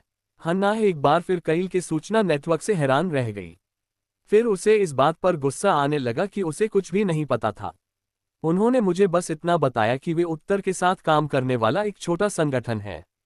केल अचानक चौंक गया। उसने क्या कहा? हन्ना ने अपना सिर नीचे कर लिया। उसने दिखावा किया कि वह दुनिया के बारे में बहुत कुछ जानती है, हालांकि उसने वास्तव में दुनिया का अनुभव नहीं किया था। हालांकि उसने अपने भाई को इसके बारे में डांटा, लेकिन वह बहुत मासूम भी थी। उन्होंने कहा कि वे मेरे भाई और मुझे उत्तर में भेज देंगे। उन्होंने कहा कि वे उत्तरी राज्यों में से एक के साथ काम कर रहे थे। चूंकि उन्होंने मुझे धोखा दिया था, इसलिए मैंने सोचा कि अगर हम पूर्वी महाद्वीप में चले जाएं तो हम सुरक्षित रहेंगे। केल ने चुपके से अपना सिर एक ओर घुमाया और रॉन से नजरें मिलाईं। क्या मैंने उसे सही सुना? रॉन ने गंभीर भाव से अपना सिर हिलाया। ऐसा ही लगता है, युवा मास्टर निम। केल ने हन्ना की ओर देखा, जिसने धीरे धीरे अपना सिर ऊपर उठाया। हालांकि वह तलवारबाजी में माहिर हो सकती है, लेकिन वह भी एक बेचारी आत्मा थी जो कोने में फंस गई थी और उसके पास भागने के लिए कोई जगह नहीं थी। केल ने उसके चेहरे की ओर देखा और सोचने लगा। उसने निश्चित रूप से उत्तर कहा। उन्होंने कहा कि यह गुप्त संगठन उत्तर कोरिया के साथ सम्मिलित था। केल को लगा कि सब कुछ गड़बड़ हो गया है, लेकिन उसने हन्ना से नजरें मिलाते हुए शांति का दिखावा किया। मैं सही जानता हूँ, उत्तरी पेरुन साम्राज्य और आम एक साथ काम कर रहे हैं। केल हन्ना के जवाब का इंतजार कर रहा था। उसका दिल पागलों की तरह धड़क रहा था। हन्ना ने अंततः जवाब दिया, हाँ, इसीलिए पश्चिमी महाद्वीप में भागने के लिए कोई जगह नहीं है। ओह भगवान, लानत है। नॉर्थ गुप्त संगठन का भागीदार था। वे एक साथ काम कर रहे हैं। अहम चोई हान को ऐसा लग रहा था जैसे उसके गले में कुछ अटक गया है और वह कई बार खांस रहा था। केल ने उसे नजरअंदाज कर दिया। हन्ना उस समय भी बोलती रही। बोलते समय ऐसा लग रहा था कि वह अपनी भावनाओं को दबा रही है। उद्धरण चिन्ह डॉट डॉट डॉट, लेकिन उत्तर को भी साम्राज्य के साथ मिलकर काम करना चाहिए। बहुत खूब। केल को ऐसा लगा जैसे वह कसम खाने वाला है। उपन्यास में उल्लेख किया गया है कि साम्राज्य को उत्तरी गठबंधन के वायवन नाइट ब्रिगेड के बारे में पता था। उसने मान लिया था कि उनके पास बस एक अच्छा सूचना नेटवर्क है, लेकिन ऐसा नहीं था। यह मुझे पागल कर देता है। हालांकि उसने शांति से हन्ना को जवाब दिया जो उसकी ओर देख रही थी। मुझे पता है हन्ना। हन्ना ने केल के जवाब पर अपना सिर हिलाया। तुम्हें तो सब कुछ पता है। मुझे तो कुछ भी नहीं पता था। उसने निराशा में अपने दोनों हाथों से अपना चेहरा ढक लिया। केल ने उसे जवाब दिया, मैं भी सब कुछ नहीं जानता। मेरे ज्ञान की सीमा भी यहीं तक है। बेशक ये सब बकवास था। उसे अभी तक इस जानकारी के बारे में ज्यादातर जानकारी नहीं मिली थी। नॉर्डर्न एलायंस आर्म और एम्पायर के साथ मिलकर काम कर रहा है। बहुत जल्द ही मुसीबत आने वाली है। काय करते चोई हान की निगाहें उससे यही सवाल पूछ रही थीं। हमें क्या करना चाहिए? सरल है, इसे पहले से भी अधिक गड़बड़ बना दें। तो अब हमें क्या करना चाहिए? हन्ना ने खुद को खोया हुआ महसूस करते हुए कैल की ओर देखा। उसकी हिलती हुई पुतलियां कैल से कुछ जवाब मांग रही थीं। दुर्भाग्य से उसने गलत प्रतिद्वंद्वी को चुन लिया। अभी कुछ देर पहले तक तो तुम्हें मुझ पर शक था, लेकिन अब तुम मुझसे पूछ रहे हो कि तुम्हें क्या करना चाहिए। केल ने जो भी मन में आया कह दिया।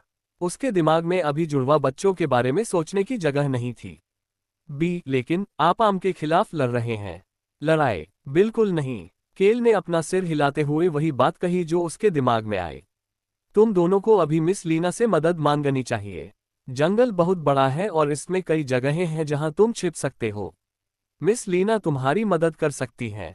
केल की बात सुनकर हन्ना थोड़ा शांत हो गई। केल ने जो कुछ कहा वह उसके दिमाग में गूंज उठा। और पहले खुद को ठीक करो। तुम ही हो जो खुद को बचा सकते हो। लेकिन तुम ये पहले से ही जानते हो, है ना?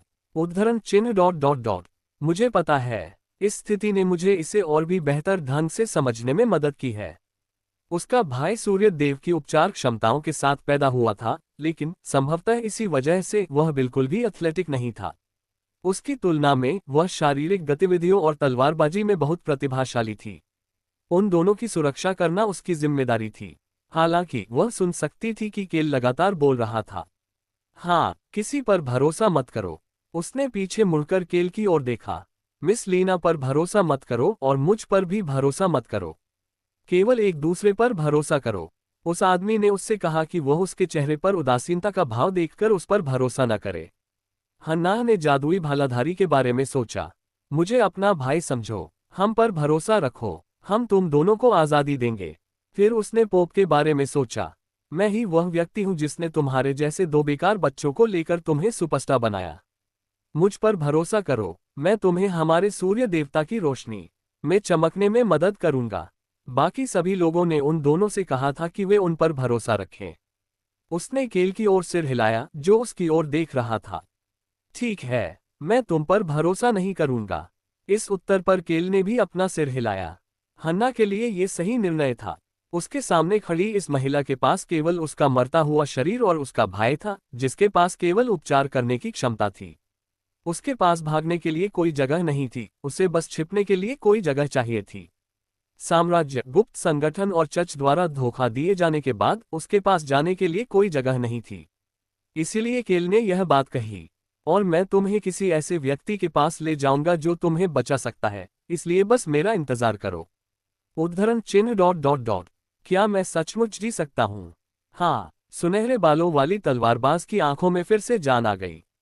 उसने अपनी बाह पर एक जगह को छुआ जो काले रंग में रंगी हुई थी और फिर उसने केल को एकाग्र भाव से देखा।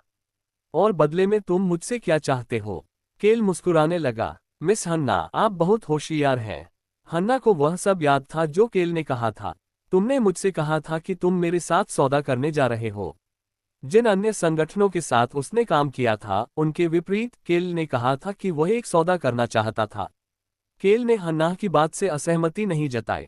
हाँ, हमें एक सौदा करना होगा। बेशक सौदा मृत्यु की शपथ के साथ तय होगा जब मैं तुम्हें उस व्यक्ति के पास ले जाऊंगा जो तुम्हें बचा सकता है। चलो उस समय विवरण पर चर्चा करते हैं।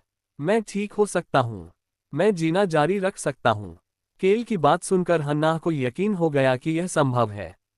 उसने अवचेतन रूप से अपने भाई की ओर देखा, जो चेहरे पर मासूमियत भरे भाव के साथ सो रहा था। उसका भाई बहुत मासूम था, मूर्खता की हद तक, लेकिन वह ऐसा व्यक्ति था जो उसे सबसे ऊपर रखता था। खुद को रोने से रोकने के लिए हन्ना ने अपने होठों को काट लिया। उसी समय केल ने कुछ और कहा जिससे उसका दिल धड़क उठा। और जब तुम ठीक हो जाओगी तो मैं तुम्हें अपना बदला लेने का एक मौका दूंगी, इसलिए अच्छी तरह से छिप जाओ और मेरा इंतजार करो। बदला? हन्ना ने आश्चर्य से केल की ओर देखा। उद्धरण चिन्ह ... क्या सचमुच बदला लेना संभव है? केल ने अपना सिर हिलाया। निश्चित रूप से संभव है। केल ने टाइगर जनजाति, व्हेल जनजाति और आम के बीच होने वाली लड़ाई के बारे में सोचा, जिसके बारे में विटिरा ने उसे बताया था। यह आम की प्रथम युद्ध ब्रिगेड पर हमला था। उसने बताया था कि यह सर्दियों में होगा। वर्तमान में 3 उत्तरी राज्यों ने आम के साथ गठबंधन कर लिया है और साम्राज्य के साथ उनका अलग समझौता है। या तो ऐसा था या फिर तीनों मिलकर काम कर रहे थे। केल को इस बात का पक्का पता नहीं था कि वह कौन था।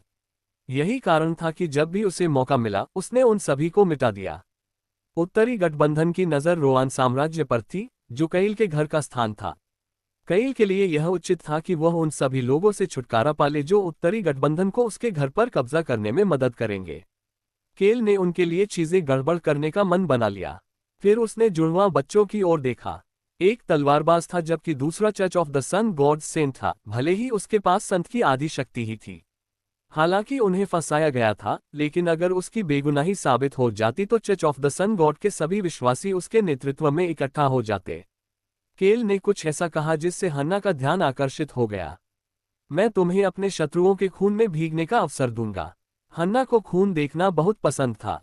केल को याद आया कि कैसे उसने कहा था कि खून का समुद्र कितना सुंदर होगा। केल ने हन्ना की चमकती आंखों की ओर देखा और सोचने लगा, वह भी सामान्य नहीं है। केल ने अपने लाल बालों को पीछे धकेला और हन्ना को देखा। हन्ना अपने मन में आए रोमांचक दृश्य को दबाती हुई प्रतीत हुई, क्योंकि उसने बोलना शुरू किया था।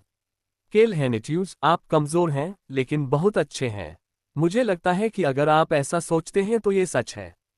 केल ने हन्ना को सही नहीं किया। हन्ना ने धीरे से ठहाका लगाया। हालांकि उसका जहरीला शरीर अभी भी दर्द में था, लेकिन अब वह पूरी तरह से ऊर्जा से भरी हुई थी। केल ने हन्ना से धीरे से पूछा, जो बदला लेने के मौके की कल्पना कर रही थी, तो फिर क्यों न हम बात करना बंद करें और थोड़ी देर सो जाएं? जरूर। हन्ना आखिरकार शांत भाव से लेट गई। उसने एक बार चोईहान की तरफ देखा, लेकिन जब उसने देखा कि चोईहान कैल को देख रहा है, तो उसने चुपचाप अपनी आंखें बंद कर लीं।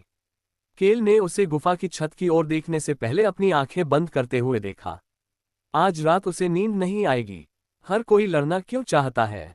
केल, जो रोना चाहता था, सो नहीं सका। अगली सुबह बारिश जल्दी रुक गई।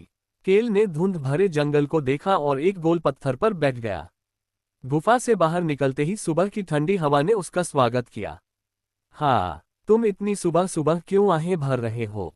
केल ने पीछे मुड़कर अपने पीछे खड़े व्यक्ति की ओर देखा।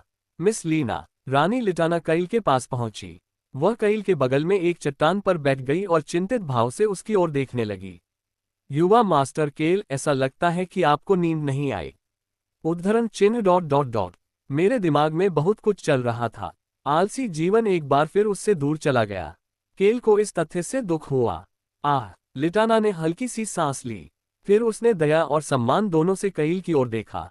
बेशक, आपके व्यक्तित्व को देखते हुए इस तरह की स्थिति और आपको मिली जानकारी को संभालना शायद मुश्किल है। हाँ, ये सब मेरे लिए बहुत ज्यादा है। लिटाना को ये देखकर बुरा लगा कि अच्छा और न्यायप्रिय केल इतना कमजोर लग रहा था। हालांकि उसे उससे कुछ कहना था, क्योंकि वह एक ऐसा ही इंसान था। युवा मास्टर केल, आपने कल रात कहा था कि दुश्मनों को नजरअंदाज करना और एक खुशहाल और स्वस्थ जीवन जीना सबसे बड़ा बदला है ना? केल ने लिटाना की ओर देखा और सोचने लगा, क्या अब गड़बड़ी करने का समय आ गया है? उसे इस बात का पूरा अंदाजा था कि वह उससे क्यों संपर्क कर रही है। इसीलिए उसने तुरंत जवाब दिया, हाँ, मेरा मानना है कि यह बदला लेने का सबसे बड़ा तरीका है। बेशक ये वह नहीं था जो उसने वास्तव में सोचा था। मैं समझता हूँ, लेकिन इस बारे में मेरा नजरिया अलग है। केल लिटाना की आंखों में गुस्सा देख सकता था। वह उस आग को नहीं भूली थी जिसने पिछले साल जंगल को जला दिया था। शुक्र है कि आग से किसी की मृत्यु नहीं हुई, लेकिन जंगल में केवल लोग ही एकमात्र ऐसे विषय नहीं थे जिन पर उसका शासन था। जंगल के लोग आंख के बदले आंख की अवधारणा में विश्वास करते थे। वह शांति से बोलने लगी, जैसे तूफान से पहले की शांति हो। उस आग में कई पेड़, वनस्पति और जानवर मर गए। जंगल के सेक्शन 1 को बहाल करने के लिए हमें बहुत समय और प्रयास लगाना पड़ा है। जो लोग वहां रहते थे, उन्हें बहाली पूरी होने तक इंतजार करना पड़ा है। लिटाना बिना किसी कारण के जंगल की रानी नहीं बन गई। एक नेता को यह जानना चाहिए कि अपने लोगों की देखभाल कैसे करनी है, लेकिन उससे भी महत्वपूर्ण बात यह है कि उन्हें अपने दुश्मनों से लड़ते हुए अपने लोगों को खतरे से बचाना चाहिए। जंगल के नागरिक के रूप में मुझे उनसे बदला लेना है। वह सोच रही थी कि केल उसके दृष्टिकोण के बारे में किस प्रकार की अभिव्यक्ति करेगा। हालांकि इससे पहले कि वह उसके चेहरे को देख पाती, केल ने जो कहा उससे लिटाना मुस्कुराने लगी। मेरा मानना है कि आप अचानक उस बात को उठा रहे हैं जिसके पीछे केवल एक ही कारण है, जिस पर हमने कल रात चर्चा की थी। ये स्पष्ट था कि लिटाना इतनी सुबह अकेले कईल की तलाश क्यों कर रही थी। कईल ने बोलना शुरू किया, मैं आपकी ओर से महामहिम से संपर्क करूंगा। उद्धरण चिन्ह ... युवा मास्टर केल, आप वास्तव में जितने अच्छे हैं उतने ही बुद्धिमान भी हैं। लिटाना टूनका से अलग थी। वह आग के साथ साथ मृत मैना बमों के बारे में भी कुछ करना चाहती थी। हालांकि वह जानती थी कि अकेले कुछ भी करना मुश्किल होगा। मुझे यकीन है कि क्राउन प्रिंस अल्बरू आपसे बातचीत का स्वागत करेंगे, मिस लीना। ये कहने के लिए धन्यवाद, युवा मास्टर केल। मुझे लगता है कि हम इसे अकेले नहीं कर पाएंगे क्योंकि इसमें साम्राज्य शामिल है। हमें जल्द ही मृत मैना बमों के बारे में जानकारी प्रकट करने के लिए तैयार रहना होगा। लिटाना को कोई जल्दी नहीं थी। केल ने सहज स्वर में पूछा, क्या आप उस समय का लक्ष्य बना रहे हैं जब साम्राज्य विपर किंगडम के खिलाफ अपना युद्ध समाप्त कर लेगा? हाँ। केल ने देखा कि लिटाना अपनी बगल में रखे भाले की नोक को छू रही थी और उसकी आंखें चमकने लगी थीं। फिर उसने चुपचाप आगे कहा, हमें युद्ध के लिए भी तैयार रहना होगा। वह क्रूर थी। जैसे ही केल ने ठंड लगने के कारण मुंह फेरने की कोशिश की, वह फिर से बोलने लगी, आह युवा मास्टर केल, ये है आपका मुआवजा। केल ने उसके सामने रखे कागज को देखा और फिर उसकी ओर देखा। यह मुआवजा है। लिटाना ने कईल की नजरों को देखकर मुस्कुराए और फिर कागज को कईल के करीब धकेल दिया। कईल ने कागज उठाया और उसे खोला ताकि देख सके कि अंदर क्या है। ओह! केल अंदर ही अंदर सदमे में आ गया। लिटाना ने बोलना शुरू किया, आपने अपना विला बनाने के लिए जो जमीन चुनी थी उसका आकार बहुत छोटा था। इसलिए मैंने सोचा कि आपको पहाड़ी देना अच्छा रहेगा, साथ ही किनारे का एक हिस्सा भी जो आपके द्वारा चुनी गई जमीन के बगल में है। जंगल की तटरेखा का खंड यह एक ऐसा दस्तावेज था जो ये संकेत देता था कि वह उस पूरी पहाड़ी का स्वामित्व सौंप देगी जहां उसे जादुई पत्थर मिले थे, साथ ही तटरेखा का लगभग आधा हिस्सा भी। केल का दिल उत्साह से तेजी से धड़कने लगा। केल ने लिटाना को बोलने से पहले ही खिलखिलाकर हंसते हुए देखा। हमने अभी तक बहाली का काम पूरा नहीं किया है, लेकिन शुक्र है कि जमीन मुखिया के अधिकार क्षेत्र में थी। जनजाति भी मेरे फैसले से सहमत है। उद्धरण चिन्ह ... तटरेखा का आधा हिस्सा बहुत ज्यादा है। उन्होंने यह बात सिर्फ विनम्र दिखने के लिए कही। लिटाना ने अपना सिर हिलाया, नहीं, बिल्कुल नहीं। आप जहाज से यात्रा करते हैं, इसलिए हम आपको ये दे रहे हैं ताकि आपके लिए यात्रा करना आसान हो। लेकिन फिर भी कृपया इसे सेक्शन 1 के लोगों की भावना के रूप में स्वीकार करें। केल ने कागज को जेब में डालने से पहले एक लंबी सांस ली। अगर ऐसा है तो मैं इसे स्वीकार करूंगा। हाँ, बहुत बहुत धन्यवाद। लिटाना ने केल की तरफ देखा, जिसने बिना किसी परेशानी के जमीन का बड़ा टुकड़ा स्वीकार कर लिया था। उसके चेहरे पर संतुष्टि भरी मुस्कान थी। हालांकि जैसे ही उन्होंने एक दूसरे से नजरें मिलाईं, उसने तुरंत अपनी मुस्कान खो दी। इसके बाद केल ने ऐसे बोलना शुरू किया जैसे कि चीजें बेहतर हो गई हो। मुझे लगता है कि आप उस स्थान पर महामहिम से मिल सकते हैं। मैं उन्हें अपने जहाज के जरिए चुपके से अंदर ले जा सकूंगा। लिटाना केल से बहुत प्रभावित थी जिसने ये योजना सोची थी। वह हमेशा भविष्य के बारे में, साथ ही दूसरे लोगों और अपने राज्य के बारे में कैसे सोच सकता था। लिटाना की प्रतिक्रिया देखने के बाद केल ने सावधानीपूर्वक बात आगे बढ़ाई। ओह, और मिस लीना, उन जुड़वा बच्चों के साथ जो हुआ वह बहुत दुखद है। कृपया उनका अच्छे से ख्याल रखें जब तक कि मैं उन्हें ठीक करने के लिए किसी के साथ वापस न आ जाऊं। उद्धरण चिन्ह ... आपका देखभाल करने वाला स्वभाव मुझे हमेशा प्रशंसा से भर देता है, युवा मास्टर केल। केल ने लिटाना के लिए शर्मिंदगी भरी मुस्कान बिखेरी और सोचने लगा, महामहिम मुझसे कहेंगे कि मैं उन्हें फिर से पागल कर रहा हूं। यह स्पष्ट था कि अल्बरू किस प्रकार प्रतिक्रिया देगा। केल का समूह लिटाना और जुड़वा बच्चों के साथ जंगल के किनारे पथ ऑफ नो रिटर्न के प्रवेश द्वार तक चला। बेशक केल ने चुपके से हन्ना को एक वीडियो संचार उपकरण सौंप दिया था। म्याऊं। केल ने ऑन की म्याऊं पर अपना सिर हिलाया। हाँ, चलो चलते हैं। केल ने माउंट यलिया पर गोल्ड ड्रैगन एरोहाबेन की मांद की ओर वापस जाना शुरू कर दिया। जैसे ही केल माउंट यलिया की चोटी पर पहुंचा, वह चौंक गया। मानव, वह एक काले रंग का धब्बा अपनी ओर तेजी से आता हुआ देख सकता था। जैसा कि अपेक्षित था, ये राउंड था। म्याऊं। होंग और लॉक राउंड के पीछे मान से बाहर आ गए। उन्हें कैसे पता चला कि हम आ रहे हैं? केल ने धीरे से एक कदम आगे बढ़ाया। उसे लगा कि अगर राउन उससे टकरा गया तो वह मर जाएगा। राउन इतनी तेजी से उसकी ओर भाग रहा था। इंसान, क्या? केल की उदासीन प्रतिक्रिया देखकर राउन के चेहरे पर चमक आ गई। मानव, तुम नहीं बदले हो। राउन ने केल के शरीर के चारों ओर चक्कर लगाना शुरू कर दिया। क्या तुम्हें चोट लगी? क्या तुमने मुझे याद किया? क्या तुम्हें पता है कि मैंने क्या सीखा है? राउन ने लगातार सवाल पूछना शुरू कर दिया। केल को लगा कि राउन कभी भी सवाल पूछना बंद नहीं करेगा, इसलिए उसने राउन के सिर को सहलाया और जवाब दिया। मुझे यकीन है कि आप अच्छा कर रहे हैं, क्योंकि आप एक महान और शक्तिशाली ड्रैगन हैं। राउन हंसने लगा। तुम सही हो। गोल्डन ड्रैगन ने कहा था कि मैं एक प्रतिभाशाली व्यक्ति था। हाँ हाँ, आप एक महान और शक्तिशाली प्रतिभाशाली व्यक्ति हैं। मानव, क्या तुम जानते हो कि मैंने कल क्या सीखा? ज्वालामुखी जैसा कुछ। केल ने राउन की बात बीच में ही रोक दी, क्योंकि उसे लगा कि यह कभी नहीं रुकेगा। वीडियो संचार उपकरण। मुझे युवराज से मिलाओ। मैं समझ गया। राउन ने चिल्लाकर कहा कि वह समझ गया है और उसने जल्दी से केल को क्राउन प्रिंस से जोड़ दिया। अल्बेरो ने कुछ समय में पहली बार गुस्से से केल को देखा। क्या बात है? क्या ये वही है जो मिस रोजलिन ने कल मुझसे कहा था? नहीं, मुझे तुमसे कुछ और कहना है। केल को देखते हुए अल्बेरो की अभिव्यक्ति अजीब हो गई।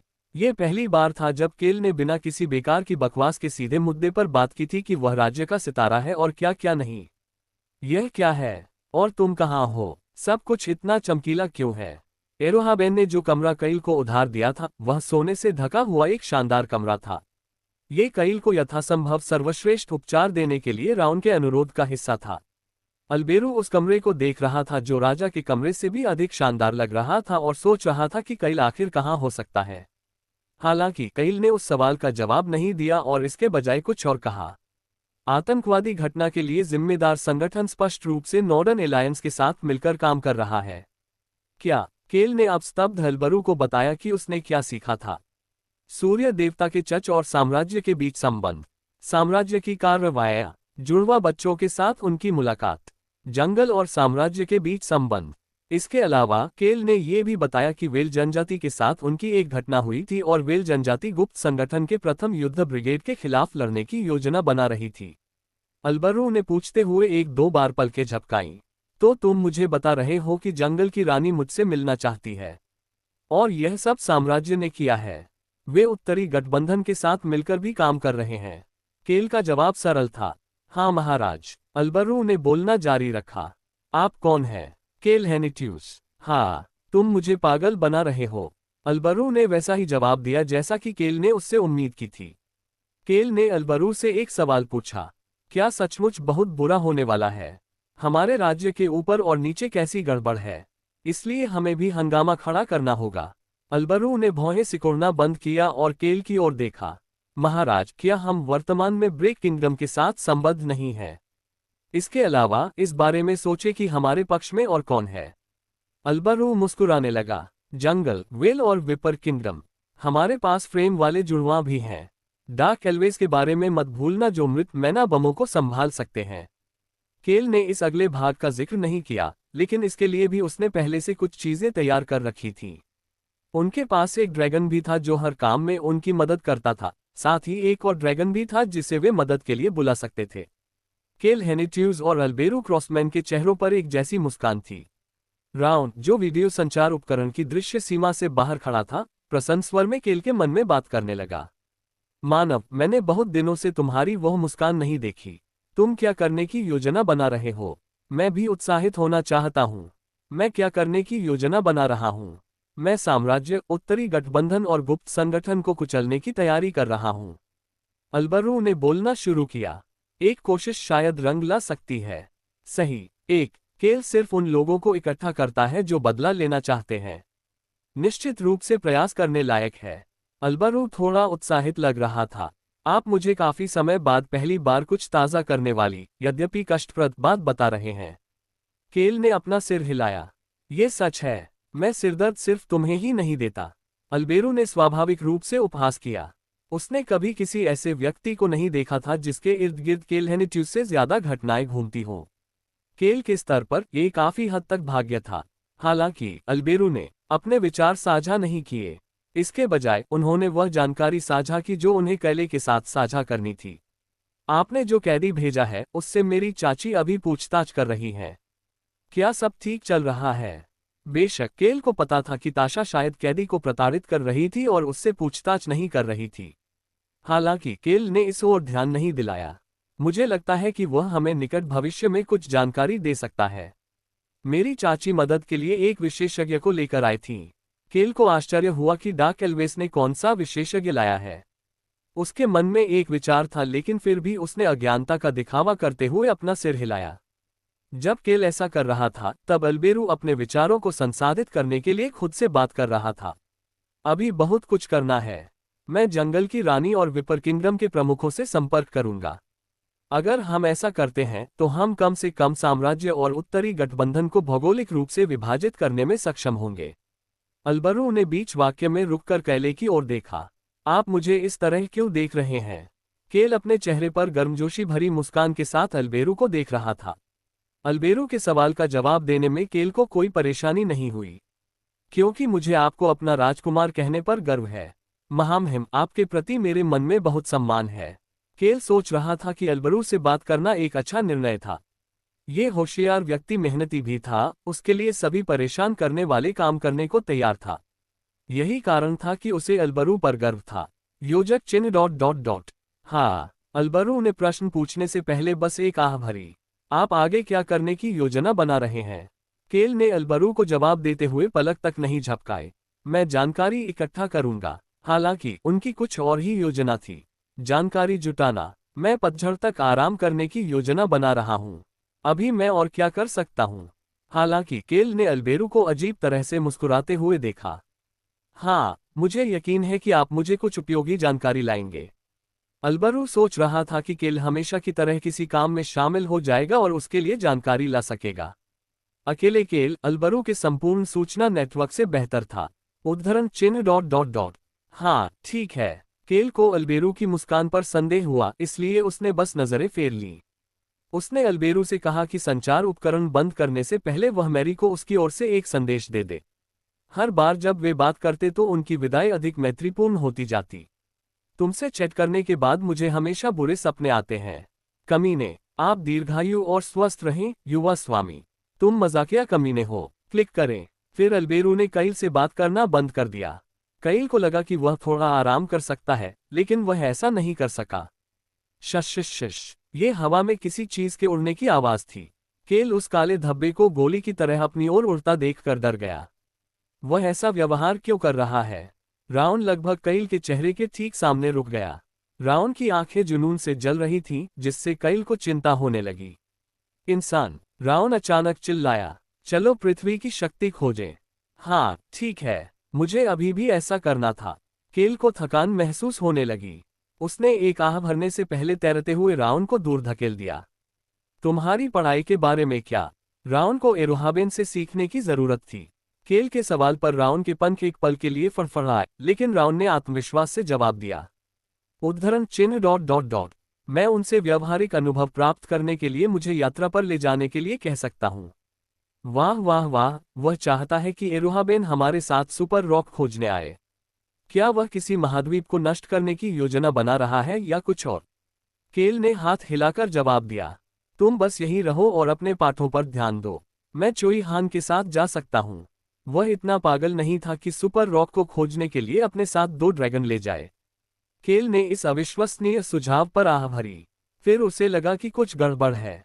राउन चुप था। केल ने अपना सिर घुमाकर राउन की ओर देखा। उद्धरण चिन्ह ... इंसान। राउन ने अपनी आवाज धीमी कर ली और छाती फुला ली। महान और शक्तिशाली राउन के शब्दों को सुनो। कमजोर इंसान को मेरी जरूरत है। 5 साल का बच्चा राजसी दिखने की कोशिश कर रहा था। हालांकि इससे ये तथ्य नहीं बदला कि वह 5 साल का बच्चा था जिसे केल ने 4 साल की उम्र से देखा था। क्या एरोहाबेन उसे ड्रैगन की राजसी हवा के बारे में नहीं सिखा रहा है? केल ने इस पर सहमति जताई, क्योंकि बहस करना बहुत कष्टप्रद होगा। उद्धरण चिन्ह ... जो कुछ भी। राउन मुस्कुराने लगा। अच्छा, मानव, तुमने सही निर्णय लिया। मैं जाकर एरोहाबेन को बताऊंगा। राउन सोने और जवाहरात से चमकते कमरे से निकलकर एरोहाबेन की ओर उड़ गया। केल ने राउन को उड़ते हुए देखा और सोचने लगा। क्या एरोहाबेन से पूछना नहीं चाहिए, उसे बताना नहीं चाहिए? रावण के शब्दों के चयन पर उससे फिर से संदेह हुआ, लेकिन उसने एल्वेज से प्राप्त पुस्तक निकाल ली, क्योंकि रावण के बारे में वह कुछ नहीं कर सकता था। यह एक पुरानी किताब थी, लेकिन ऐसा लग रहा था कि इसमें जादू भरा हुआ है, क्योंकि इसके पन्ने अभी भी अच्छी स्थिति में थे।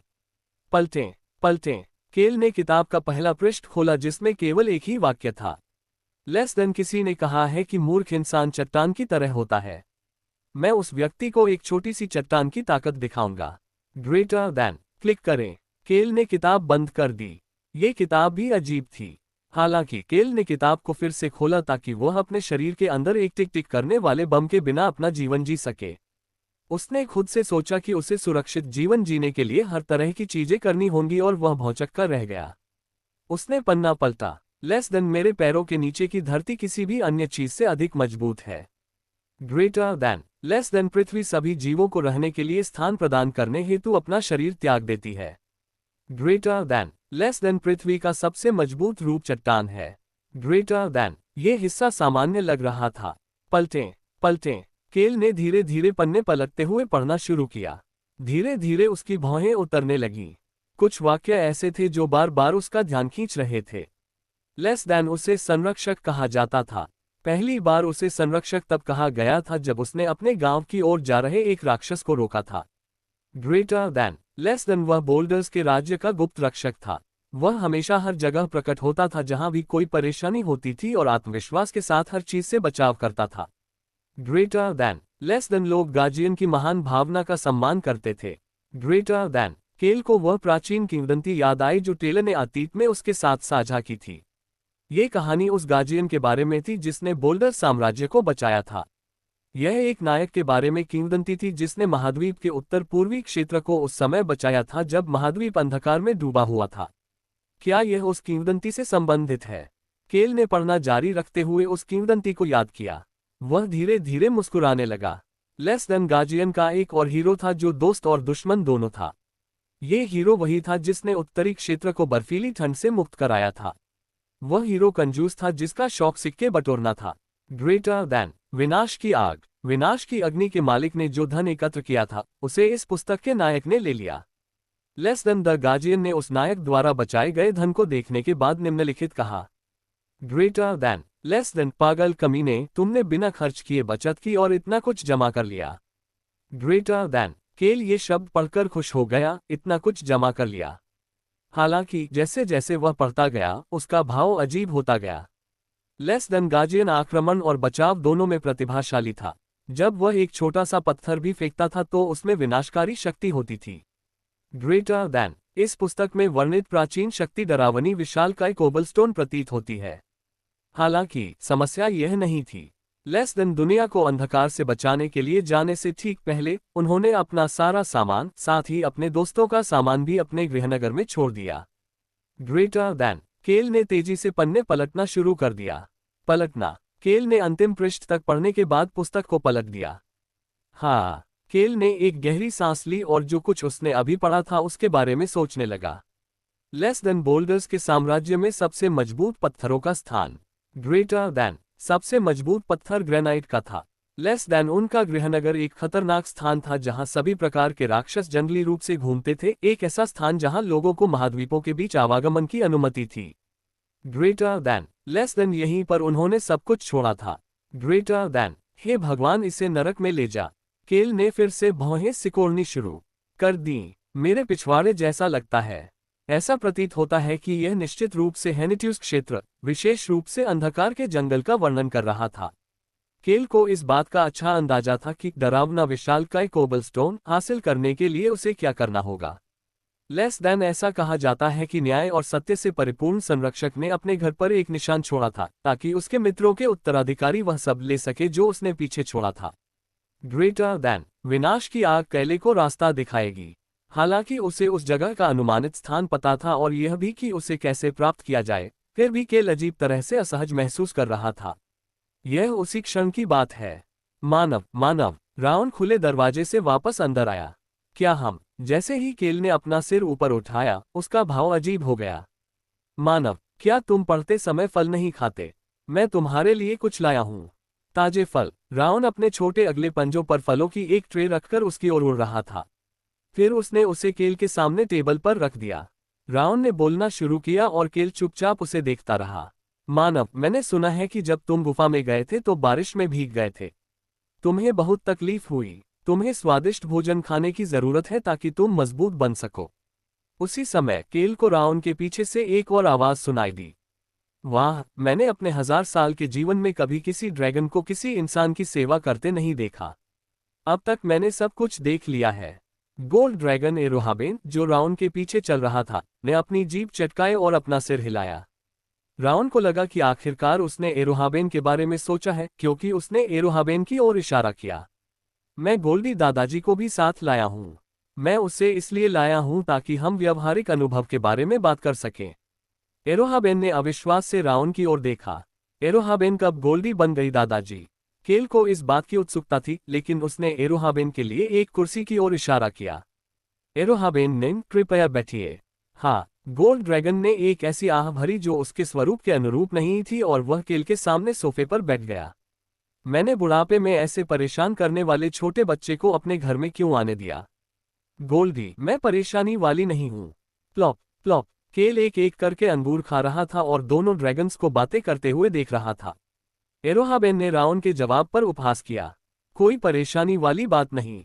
तुम तो पहले से ही अपनी पढ़ाई छोड़ने के बारे में सोच रहे हो। नहीं, मैं कमजोर इंसान को मजबूत बनाने में मदद करने की कोशिश कर रहा हूँ। और मैं धोखा देने की कोशिश नहीं कर रहा हूँ। मैं सिर्फ तुम्हारे साथ असली अनुभव प्राप्त करना चाहता हूँ गोल्डी। Bang bang. राउन ने सोने की मेज पर जोर से धक्का मारा। गोल्डी, मैं तुम्हारे साथ जाना चाहता हूँ। केल ने एरोहाबेन के होठों के कोने में आई छोटी सी ऐंठन को नहीं देखा। प्राचीन ड्रैगन, जो लगभग 1000 वर्षों से अकेला रह रहा था, ने 5 वर्षीय ड्रैगन के प्रति उदासीनता से प्रतिक्रिया व्यक्त की। मुझे आपके साथ जाने का मन नहीं है। नहीं, मैं तुम्हारे साथ जाना चाहता हूँ गोल्डी। राउन ने जोर से अपना सिर हिलाया और अपना रुख स्पष्ट किया। एरोहाबेन के होठों का कोना एक बार फिर फड़क उठा। केल को इसमें से कुछ भी याद नहीं आया। गोल्ड ड्रैगन ने एक बार फिर उदासीनता से बात की। छोटे बच्चे, यह मेरा निर्णय है कि मैं तुम्हारे साथ जाऊं या नहीं। फिर उसने ठंडे स्वर में केल से बात की। केल हैनिट्यूस, धरती की शक्ति को पाना आसान नहीं है। बिना किसी जानकारी के इसे ढूंढना बहुत अलग होगा। केल को लगने लगा कि यह प्राचीन ड्रैगन पूरी तरह से नर्म दिल है। गोल्ड ड्रैगन को केल के विचारों का पता नहीं चला क्योंकि वह बोलता रहा। हमें सबसे पहले उन पुस्तकों की तलाश करनी होगी जिनमें शक्ति पर चर्चा हो सकती है। प्लॉप। शोर सुनकर एरोहाबेन ने मेज की ओर देखा। वह एक प्राचीन पुस्तक देख सकता था जिसमें प्राचीन किंवदंतियों के बारे में जानकारी होगी। एरोहाबेन ने पुनः बोलना शुरू करने से पहले एक क्षण के लिए रुककर कहा, एक बार जब हम पुस्तक पा लेंगे तो हमें प्राचीन शक्ति का स्थान और उसे प्राप्त करने की विधि भी ढूंढनी होगी। मैंने इसे पहले ही पा लिया है। उद्धरण चिन्ह ... यह सब। जी श्रीमान। गोल्ड ड्रैगन ने देखा कि उसके सामने एक इंसान आत्मविश्वास से बैठा हुआ है।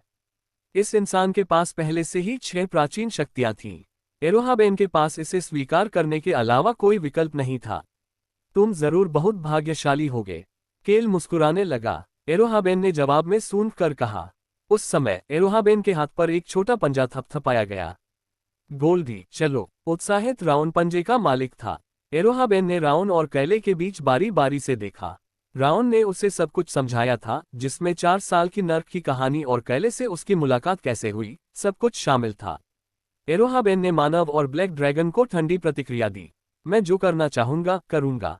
ड्रैगन यही करता है। कुछ दिनों बाद केल अंधेरे के जंगल में जाने और सुपर रॉक अर्जित करने के लिए हैरिस गांव में वापस आया।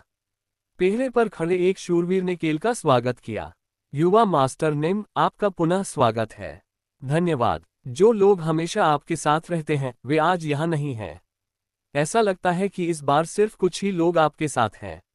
नाइट ने कैल के साथ लाए लोगों को देखकर पूछा। कैल ने सहजता से अपना सिर हिलाया और जवाब दिया, ठीक है, हम बस कुछ दिनों के लिए यहाँ आराम कर रहे हैं। ठीक है। हिल्समैन, जो केल के साथ आए लोगों में से एक था, वहां शून्य भाव से खड़ा था, लेकिन जब केल ने उसका नाम पुकारा तो वह चौंक गया। हाँ, ये सही है। हिल्समैन को पीला भाव लिए हुए देखकर शूरवीर ने चिंता से हिल्समैन की ओर देखा। केल की सख्त लेकिन गर्मजोशी भरी आवाज शूरवीर के कानों तक पहुंची। उप कप्तान को मोशन सिकनेस हो गई है। मुझे लगा कि उसे सिर्फ समुद्री बीमारी है, लेकिन ऐसा लगता है कि उसे गाड़ी चलाने में भी बीमारी है। आह, मैं समझ गया। वाइस कैप्टन निम, क्या आप ठीक हैं? हिल्समैन ने अपना सिर हिलाया। मैं ठीक हूँ, ठीक है। केल द्वारा हिल्समैन के कंधे पर थपथपाने के बाद भी उन्होंने बोलना जारी रखा। और मैं इसके साथ युवा मास्टर निम की रक्षा करूंगा। हिल्समैन आगे कुछ बोल नहीं सका। उसकी नज़र उनके साथ आए एकमात्र व्यक्ति पर गई। वह सुनहरे बालों वाला एक सुंदर आदमी था। हिल्समैन ने उस सुंदर आदमी को अपनी ओर देखते हुए देखा तो उसने दोनों हाथों से उस गोरे आदमी की ओर इशारा किया। ये सीनियर और मैं युवा मास्टर निम की रखवाली करेंगे। हम स्वतंत्र रूप से इधर उधर घूमेंगे, इसलिए हमारा पीछा करने की कोई जरूरत नहीं है। जी श्रीमान, शूरवीर ने जोश से जवाब दिया और फिर कईल के बगल में खड़े व्यक्ति की ओर देखा।